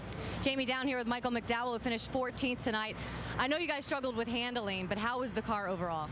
You know, we really struggled tonight. Just the construction jobs, Toyota Camry, we just couldn't get it in the racetrack. And, you know, we'd fight being loose, fight being tight, but we never could get it right. But, you know, the guys worked hard, and, you know, we salvaged a good top 15 finish. But, you know, we have higher expectations right now, and we want to try to get back in the top 10 in the points. And, you know, everybody's working hard at JTG Doherty Racing. So a little bit bummed out, but at the same time, we'll take a good finish and move on to New Hampshire. Now, I know sponsorship is going to be an issue coming up in the next 2 races for this team. A 14th place finish, does that help your efforts at all?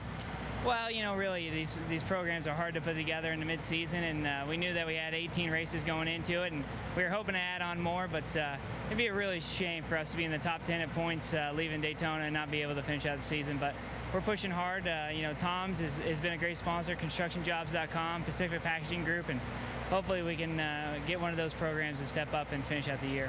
We'll see you next weekend, and happy Father's Day. Michael McDowell, first time Father's Day celebrate tour, I guess. Jamie? What an impressive run for Eric Darnell tonight. Career best, it ties it, 4th place finish. You had some great battles out there, including the 18. What was your night like? Frustrating, to say the least. Our Northern Tool Equipment Ford wasn't very good in practice. We adjusted on it, didn't really get it very good, so we threw a bunch of changes at it for qualifying. I never did a mock run, went out, put it on the pole, which I think surprised our whole team. We didn't really know what we were going to have. And I thought we might have had the car fixed at that point. Went out and led the first couple laps, and then we just got tight.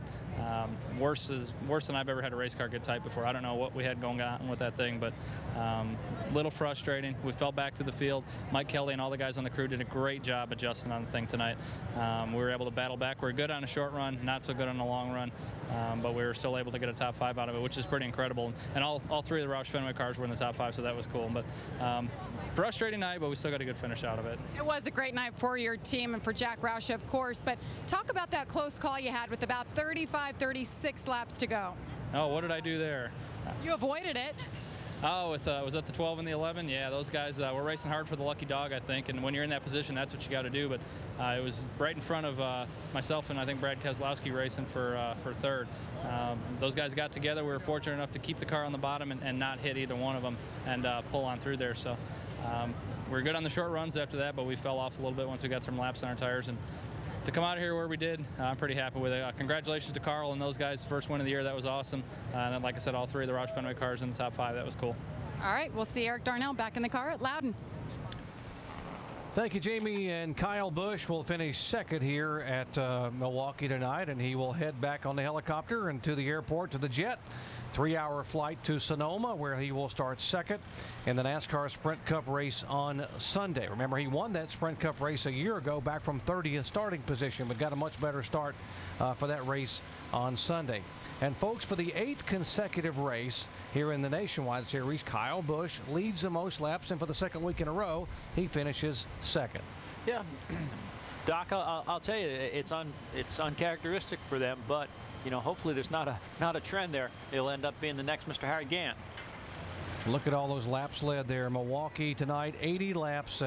You know, and just he continues to lead laps. And Rusty, I mean, obviously that's a good problem to have. You're the guy up front that they have to pass to get the win. Well, he's got an incredible car. He's an incredible driver, and this year seems to be his year. He's doing everything right. And, you know, everybody's shooting at Kyle Busch right now, trying to get around this 18 and this 20 car. I know the 20 car had a rough night tonight, but generally that car is up front all the time, too. So the Gibbs organization in general is doing a fantastic job, and these guys are taking advantage of these good cars and making these things run, whether it's Kyle Busch or whether it's Joey Logano or Denny Hamlin or whoever's in it. Well, his teammate tonight, Brad Coleman, had high hopes when the night began. He started on the front row, but problems in the race and ended up with a 24th place finish. Dave? I think I'm going to call this the what could have been interview, because after starting on the front row, Brad, the contact on the track was one thing, but then the thought that you had a tire going down. Walk us through what you were feeling in the race car. Yeah, but the night started off really good. The Rudy Sauce Toyota was really fast at the beginning.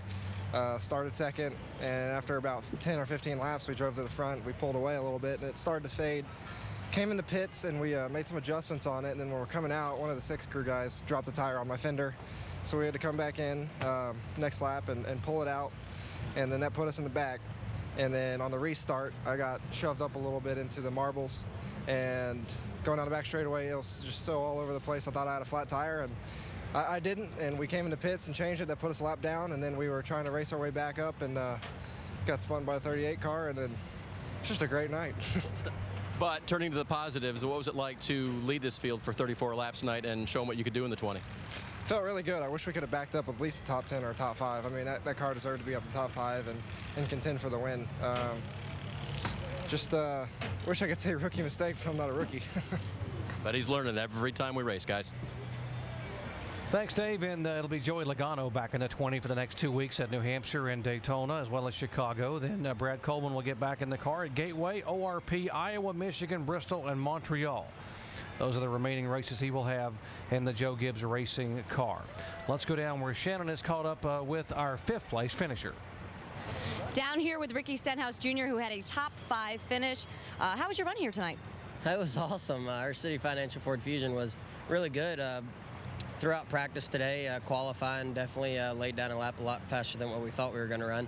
And there in the race, we just kind of took our time, rode around, and lead lap cars or the leaders started coming back to us, and we got to lead some laps, which was pretty cool. That was the first time ever, and I do like that a lot better than running like 5th or 6th, and had a lot of fun. But our thoughts and prayers are with Eddie. He's not here.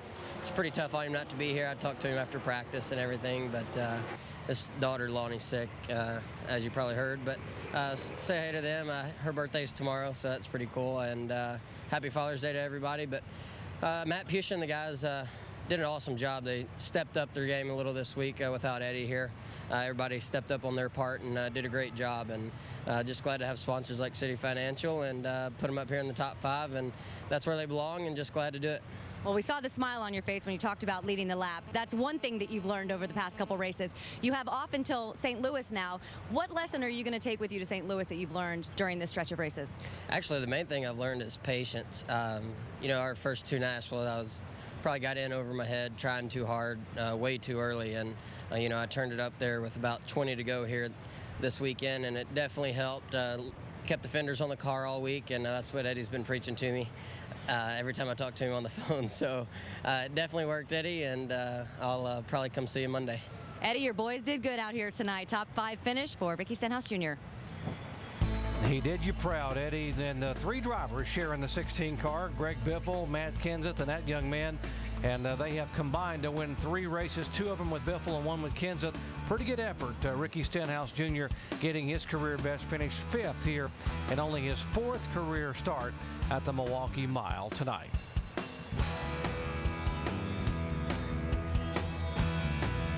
Let's head down where Dave is caught up with another fresh young face, 18-year-old Trevor Bayne. And with Trevor Bayne, who finishes 12th again, I think you'll probably get tired of that, although I'm sure it was a good run for you guys in the 99. Yeah, it was a good comeback. I mean, we'll take 12th after falling back to like 20th, 21st, somewhere in there after green flag pit stops. We had a tire get away, so we had to wait around and lost like 10 seconds, and it led to us going a lap down, so then we had to race really hard to get back. And we had to pass. We got past all the other lap down cars, but we never got the lucky dog, so we just kind of had to ride right there. Rode right behind the 16 at the end. He finished 5th, so I mean, we had a good car. Dialed it in, but we had a lot of adversity and had a car that we had to work with, so these nights like this make you appreciate the good nights when you finish 12th. I mean, Kentucky we finished 12th, but we were running top 5 all night. Tonight we were running 20th and got back up to 12th, so a bunch of different ways to get there, but I mean, it's a good run after what we went through. I see these guys making their way to the top 10 pretty soon. And we just ran into his team owner, Michael Waltrip, watching his driver, and basically he said nights like this, they overcome adversity, makes them appreciate the good nights. What did you see happen? Well, I saw a young man in Trevor Bayne that didn't give up. You can easily get down when you see things slipping away from you, and he just stayed after it. And I'm so proud of Trevor and proud of Jerry Baxter. They made a great call late in the race, got 4 tires, got themselves in a position to get their lap back. And I like this team, and I love Trevor. He's really the real deal. He can do this deal going a long way forward. So proud he's on my team. He said they overcame adversity earlier in the night. They had 2 bad pit stops in a row. Then they got in a huddle. Jerry Baxter got him there. What did you see and hear? And what does that mean to you when you see your team trying to regroup and get back on it? I asked Jerry what happened. He said, I can't talk real well right now. I lost my voice screaming at people. And sometimes you just lose your mind and you're like, what are we thinking? What are we doing? And I'm just proud of my team. That shows that these guys are focused. Jerry's a great leader. He did a great job bringing them together, and we got a decent finish. Trevor can win at this level, and that's fun. He's 18 years old. He just started, and I already see a guy that can win, and I'm real proud that he's part of our organization. I have a feeling Trevor Bayne's going to be in that car for many races to come. Doc.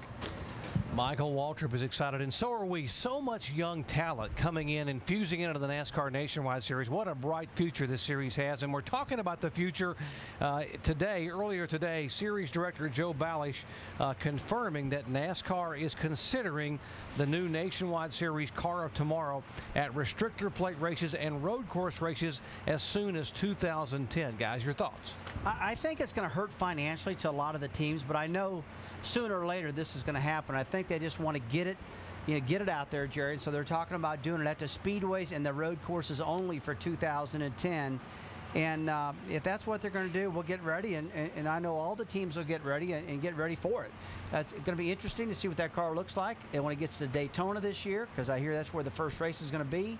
It'll be interesting to see what happens with testing. I think the first test for that car will probably be after the Talladega race this year. And really, the COT is designed for driver safety, so it is the right thing to do. But they're taking a little bit of a different approach with the Nationwide car versus the Cup car. So maybe they'll learn something here, because I'll tell you one thing, they don't really need to improve the racing that much on the Nationwide side, because, boy, again, we've seen some great racing tonight. Tremendous racing here in the NASCAR Nationwide Series, and as always, a great crowd on hand at the Milwaukee Mile. Carl Edwards breaking through just like a year ago, comes all the way from the West Coast in Sonoma to Milwaukee, starts at the back of the pack, and yes, the fireworks lit up early, but it was Carl, cousin Carl, going to victory lane. We'll wrap it up in just a moment. Let's show you how it unfolded tonight here at the Milwaukee Mile. The double duty guys making their way in from Sonoma, California on the jets and the choppers and the golf carts, all set to go 250 laps, 250 miles here, starting at the back of the pack. Eric Darnell on the pole in the 6 car.